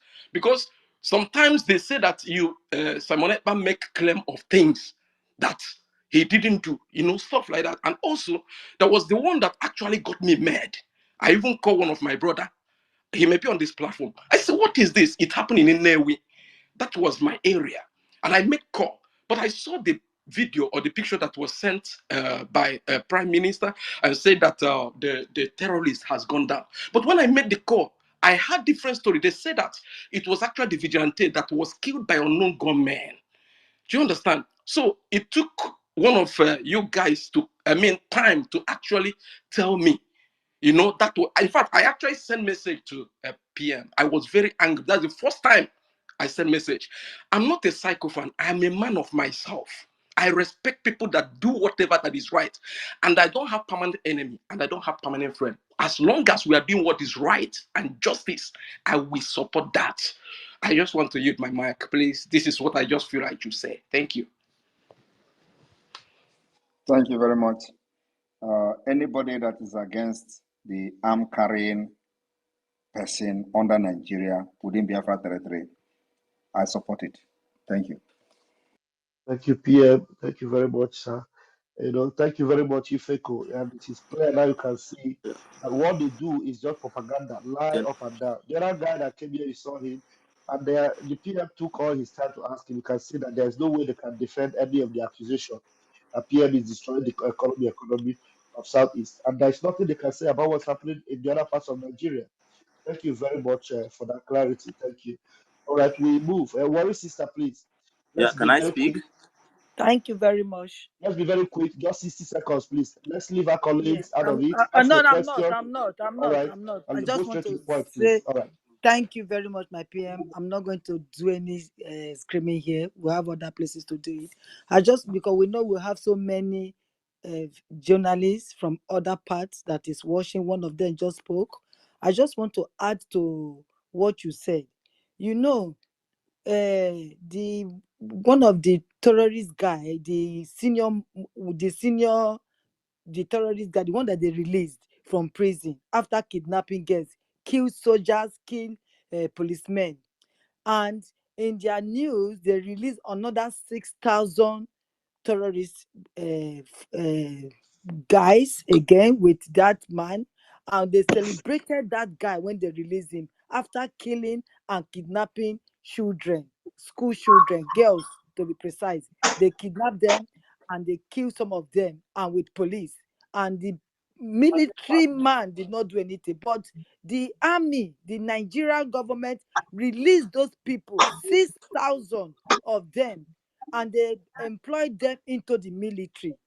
I'm just saying, are you not sure that those are the people, those 6,000 plus the head that they released not quite long, that came to our Biafra land, that that are terrorizing us, that our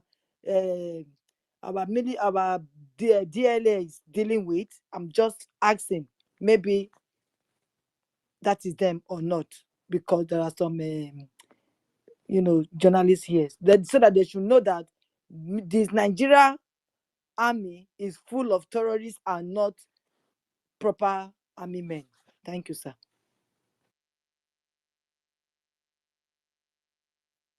Yeah, do you want to respond to that, or we just go ahead? I didn't quite understand that. We can move ahead, All right, please. thank you very much. Yeah, worry sister, thank you. Please, like I said, 60 seconds is enough for you to ask a very salient and a very engaging question. Don't unmute. If you unmute your mic, I'm going to remove you. If you keep unmuting your mic, yeah. Frederick, I just have to remove you. Please don't unmute your mic, please. Please bring. Manson, you want to say something? Please go ahead, Manson. Yes, Mwachineke, just to clarify something. Ifeko that was speaking before said if Mazin Nnamdi Kanu condemns Mazin Simon Ekpa from the interviews that they are asking him in court, that they will not, Biafrans will not listen to him again. This is some of the things that makes us go angry with some of you. You come pick the mic and then you say you're a Biafran. Oh, you support Simon Ekpa, you support the Biafran government in Israel. And then you want to hear when the zoo government media is asking Mazen Nnamdi Kanu, do you support Simon Ekpa? So that they will now say, I support or I don't support him or I condemn him. Then you come back to say, if he has condemned him, Biafrans will not listen to him, Biafrans will not follow him. There's something people need to understand. Whatever Mazen Nnamdi Kanu says as he is in court does not determine whatever the government of Biafra does. And you don't need to wait and to use what he says to determine what will happen next. Because he is inside there and we are the ones fighting to see him released. So whatever he says or whichever they twist the question so that it will suit your narrative, so that you come back here to tell us, oh, Mazen Nnamdi Kanu said this against you, Mazen Nnamdi said that. It doesn't change anything or any template from the Biafran government in Eza. This is one thing you need to get into your head. Thank you so much. Thank you very much, my minister. Thank you so much. Please, going forward 60 seconds, and I will stop you if you are talking too long. Claire Davis, please go ahead. 60 seconds, please. Thank you very much, Raphael. And good evening to our Prime Minister, Simon Ekpa. I just wanted to add to what everybody is saying here. It's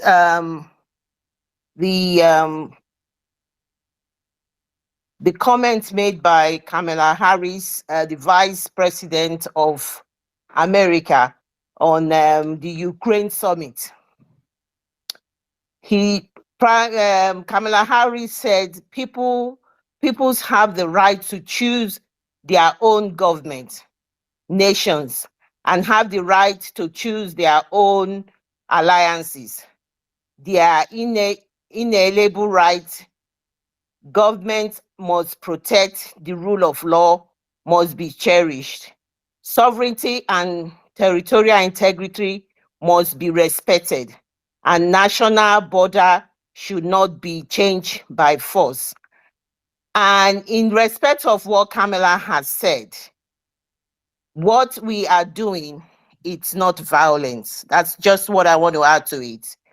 If we have to protect our borders and for our borders not to be taken by force by the military, the Nigerian military, the Zoo military have, according to what I heard on social media and in the news, in fact, it's in the news, they have over 800 army checkpoints just around the not the eastern region, just the 5 states of the Igbo land. They said they have over 800 army checkpoints. So if that is not conquering an area or a set of people, what is that? And that is actually absolutely declaring war against us. So Biafrans are not violent. Our Prime Minister is not violent. We are just protecting our borders. Thank you.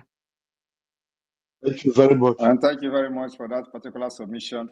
As a matter of fact, Nigeria has forcefully changed the border against every, legal framework, international, community, and the international law. Nigeria have changed borders, changed our map without the consent of Biafra people.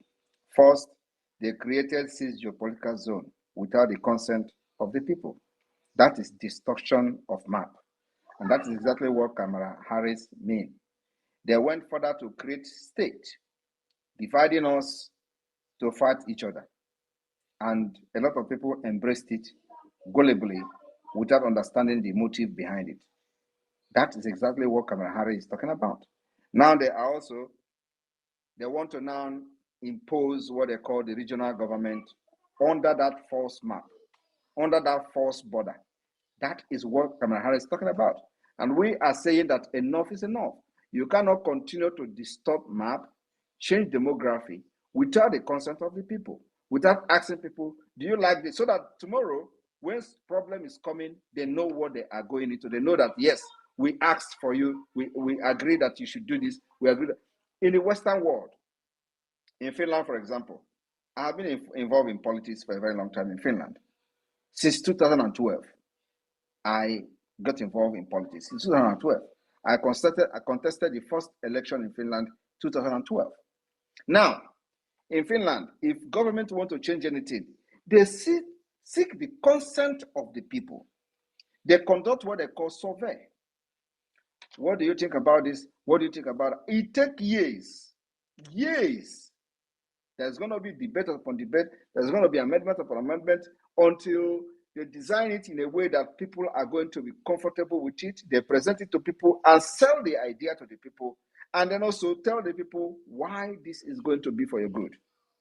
And then, bam, it is going to go to the, to the parliament for voting.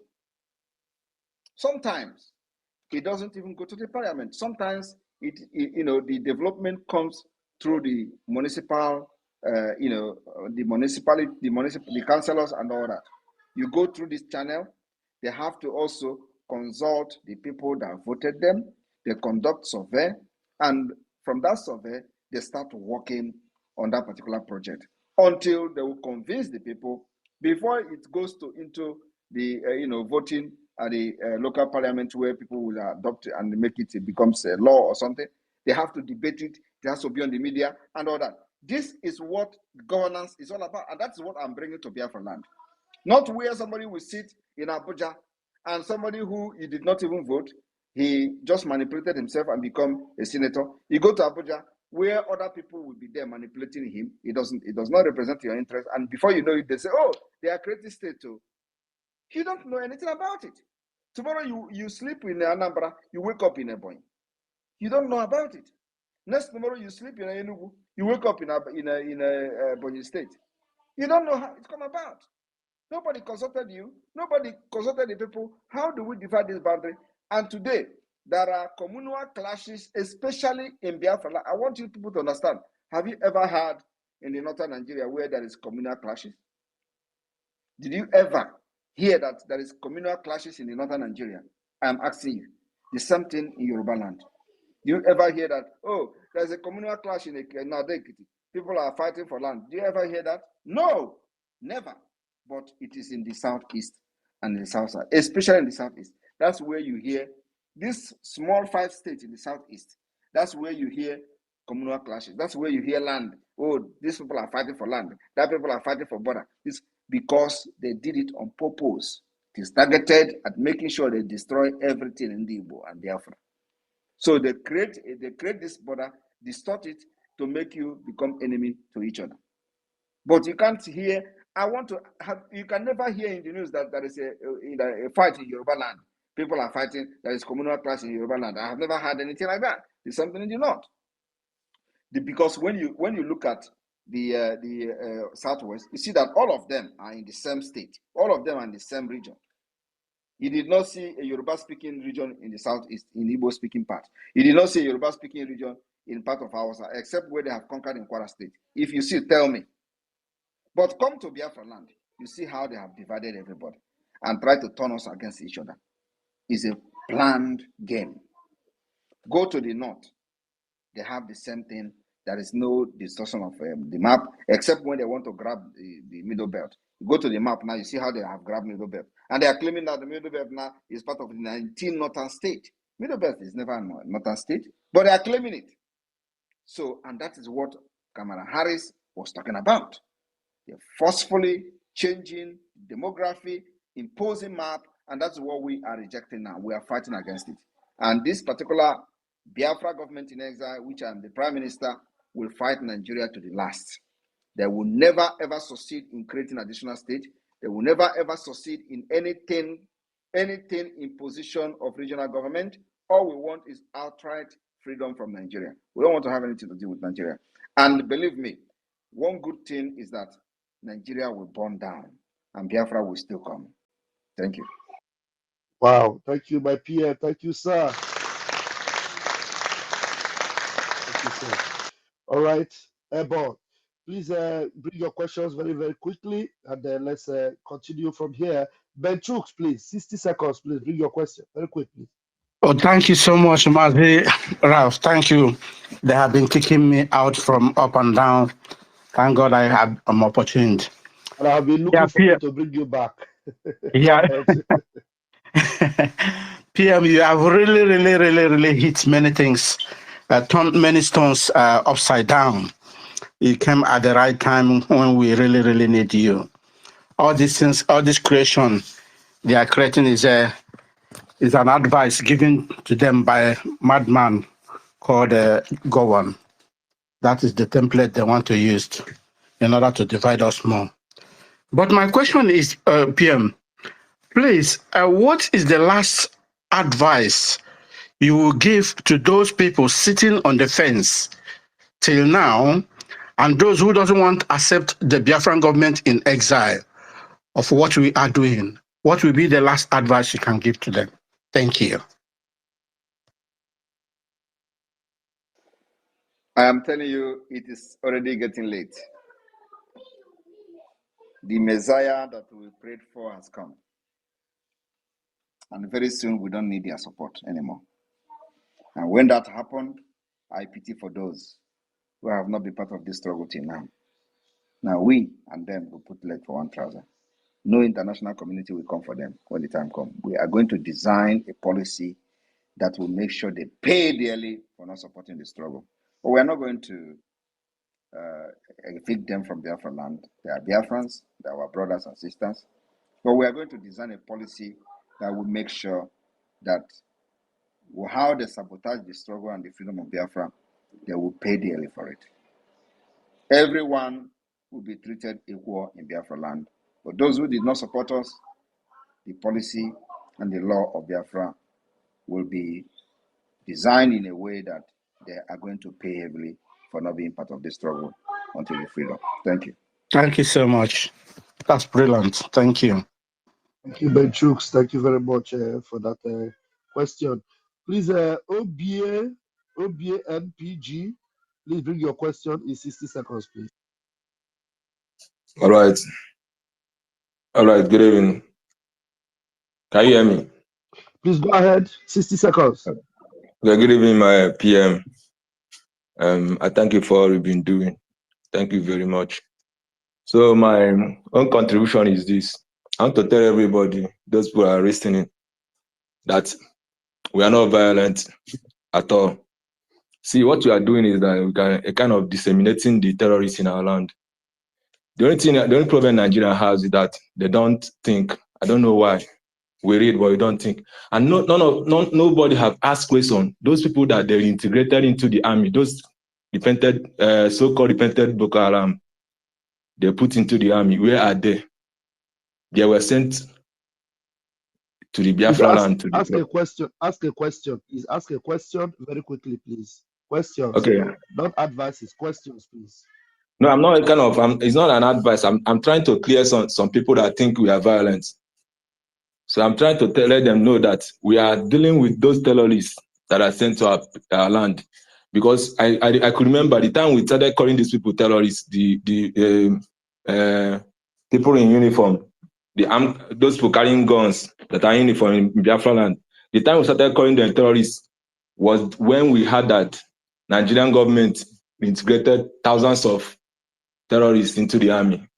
I could remember that was when we started calling them terrorists, and that's what they are. And we're not violent. We are fighting terrorists that are killing our people. So I want everybody to know this. Thank you. Thank you very much. Thank you. All right, please come up and ask a question. Leave the advert. And let me, please, we have just 5 minutes. Let me say it very clear. I am not scared of being tagged violent. What matters is that if there is a place I'm going to ask a question about being violent, I will be very pleased to answer the question. But I don't care whether you call me violent, you call me whatever you want to call me. I don't care. What I care most is that those who come to kill our people don't kill us again and go free. I think I don't know who is interrupting. You had better go now. Remove this guy. He has been distracting us since. So I am not here to debunk the fact that we are not violent because I am scared. I'm not scared of anything. If you want to call me violent, if it is defending our people against Nigeria terrorist state is violent, I accept it. I don't care. What I care most is that, believe me, if you come to Biafra land to kill our people, you will die there. We will make sure we kill you there and we bury you in Biafra land. Biafra land, we swallow you. This is not in 2007 or 2017. This is not 2018, 19, and where you were killing them in Obibo, throwing them in the river, in Obibo River. No, I am not going to be an agitator. And under my leadership, you kill people that are carrying flag, and then I will be there shouting, like they did to Mazen Ambikano. It is never going to happen here. If that is what you're expecting me to do, I accept being violent, if that is what you mean by violent. If what you mean by violent is for me to watch our people killed like they killed them in Nkpo, so that I will not be a violent person, I accept it. Call me whatever you want. But under my leadership, you can't kill any Biafran again. If you come, you will die before you even shoot a gun. We'll bring you down. Thank you. Thank you, my PM, sir. Thank you very much. So this one is very, very clear for those that are, you know, jumping up and down, asking questions, saying that we are violent, we are not violent, and this and that. It is very, very clearly stated now. And the PM said he has only 5 minutes. That means we can take only 3 questions within 5 minutes. So, Oracle, please unmute yourself and ask your question. Thank you very much, Mazi Raphael. My PM, my question is very simple. What do you suggest that everyone who is truly a Biafran, who knows what their decision is, need to be doing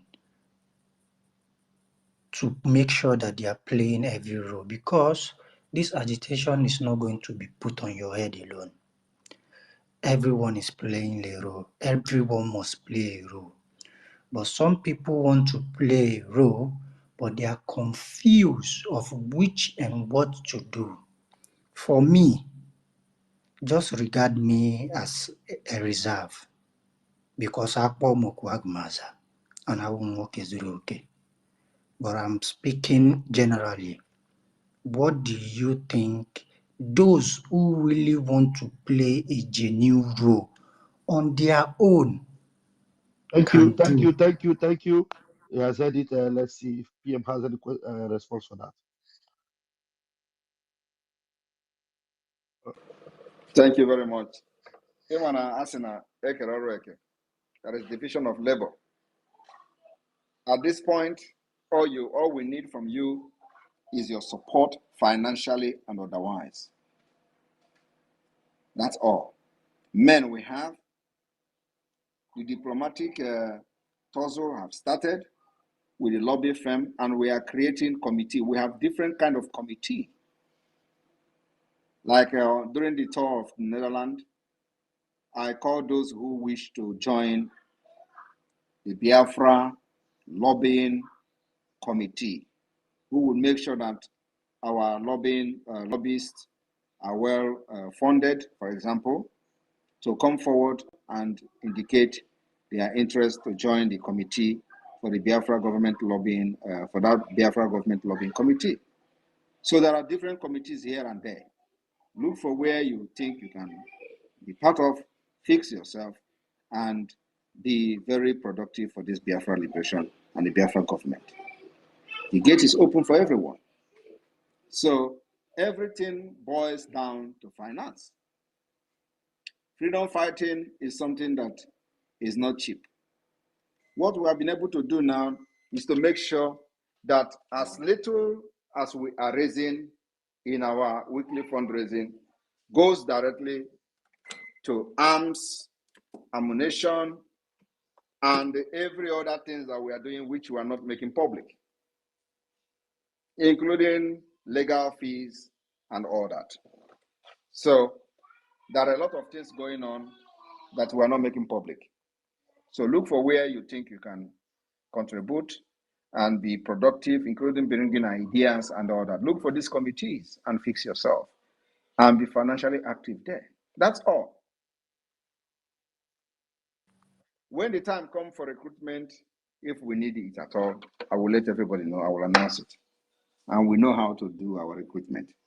But for now, we don't need that recruitment. All we need now is your financial support to make sure that we have adequate equipment so that anytime, like today, we have tested, you see the technology we tested, it dug well. Oh, grew well, Nana. And our ammo tank disappear to the thin air. We need to, make a lot of touch on it so that it will be more powerful than what you see today. That's what we're looking at. So not any other. There is no magic. There is no any other way to this freedom than this. Thank you. Thank you. PM. Thank you. I think I will take the last question, please. Okay, thank you, Oracle. And then the last question will come from Prime IG. Your hand has been up since. Please make sure it is a question. Go ahead. Good morning from here, my PM. Good morning, everyone. Please, I want to make say a few words, not really a question. Okay, please, let's Those take a who are question. Can we those take a no, question? please, just 1 minute, please, okay. Those who are trying to hear anything from our leader have given us, Mazam Nandekan have given us every down thing that he need to give us when he was free. He told us that zoo terrorists will die in Biafra land, and he also make it very clear when he was free. He also make it very clear that anyone supporting Nigeria will die. Both him and his family, they will all die. He make it very clear when he was Thank free. you. So Thank you very anything much. he's saying, Thank you very anything they much, are Prime. okay. Thank you. Thank you. Thank you These very are much. things that we have said repeatedly. I thought you were Yeah. supposed to ask a Thank you. very engaging question. You just put on normal Yeah. the same thing I do every day. My PM, thank you It's very okay. much, sir. I hand It's over to okay. you, Thank my you. Minister of Communication. Hey, just Travis to say Sunday, a please. very big thank you to all Biafrans and to my Prime Minister I have an and engaging question. journalists that have keyed in to I the. think this guy wanted to ask a question. I don't know. I wanted to bring him. Give him the mic. The Prime So Minister this say guy, have one. Kevin Sesh, and they took you for body. Maybe you have a very important question. That's why you are interrupted. Can you do that now, please, Kevin? Sure. Yeah, I have a question. Go ahead. So let's skip ahead to the supposed future. So you got the referendum. Biafra is ushered into existence. You as the founding precursor for that new iteration of Biafra. When that happens, what are the top 3 sectors that you yourself will prop up as the leader of the government in exile to further the Biafran economy? The top 3 sectors that you feel are most important. Yeah, but I don't know if you heard what he Yeah, asked. thank you very much. He said the 3 top sectors, right? Yes, sir. Yeah. Correct. Thank you Correct. very much. First, before we can do anything, we need a database system. Database system of Biafra is the most and the crucial aspect of this government that we're looking to build for a greater future. One is the database, which already laid the foundation. Today, the Biafra government in exile has the Biafra Security Administration, which have started the background for the Biafra database, making sure that we document every single soul in Biafra. Then we go into the Biafra healthcare system and security. The reason why the healthcare system is important is that we need to put our people back on track health-wise. 2 is the 3 is the security. Without security, we are going nowhere. So we are going to make sure that the state police is very active and doing. And that's why we've voted and enacted the establishment of the Biafra State Police. It may not be what you are expecting me to answer you, but the condition and the situation requires that these 3 essential departments must first be set up and make sure we have one of the best police system and one of the best healthcare system and one of the best database, which we've already done. All these things are already in place. It may also interest you that in quest to make sure that we have a very strong database system, copying from Finland, I say copying from Finland, our national identity card has one of the most difficult to falsify hologram. So I encourage you, if you have not applied, to go and apply for Biafra National Identity Card to see the security features of that card. So that is the beginning of the database. And of course, the database of Biafra will give us the credit base and the credit data system. That's where we are going. With these three things in place, where you have security, you have healthcare, where people can be advised on how to stay healthy, our Biafra nation will be one of the best. We need our people to be very healthy. Thank you. All right, that brings us Perfect. to Thank the you. rounding up And, edge and of of this.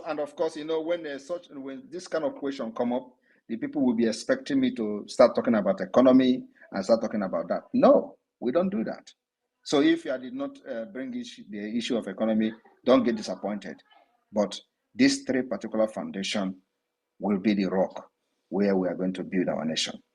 The economy will be what will come out as a plus to it. Like I have discussed about the economic viability of Biafra, what we are going to do. We will have those particular, the estimation and all that we have done. But the most important thing is not those economies. When people will want you to see how economy will grow, how this one, no, there is a foundational problem that must be fixed from Nigeria. And that's what I have discussed here. Police, security, the healthcare system, and database. Thank you. Thank you, Prime Minister. Thank you, Biafran people.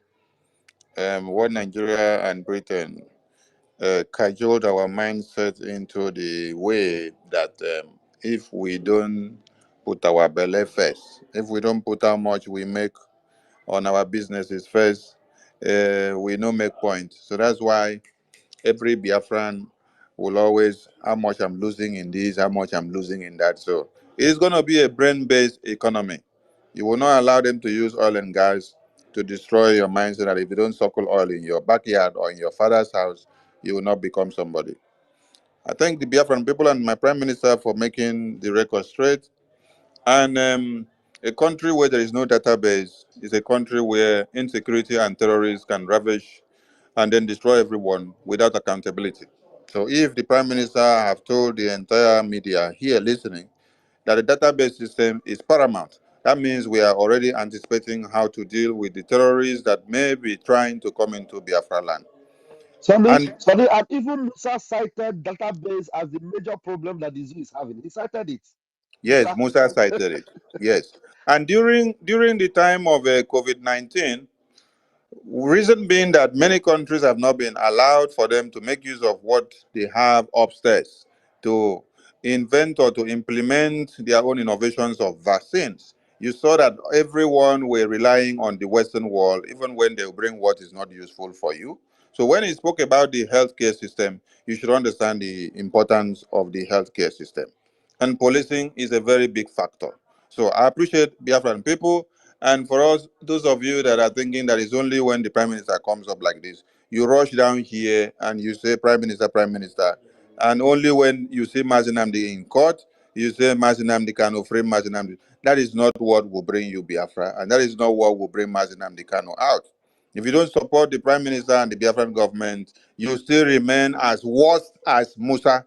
So get down to the database system, get down to the website, and hit the donate button, hit the vote button, and hit the Biafra ID card database system so that your name will count in those that have registered their generations in Biafra. I thank you all. Ndewo. All right. Thank you very much, everyone. May God bless you all. May God bless Biafra. See you again in our next space.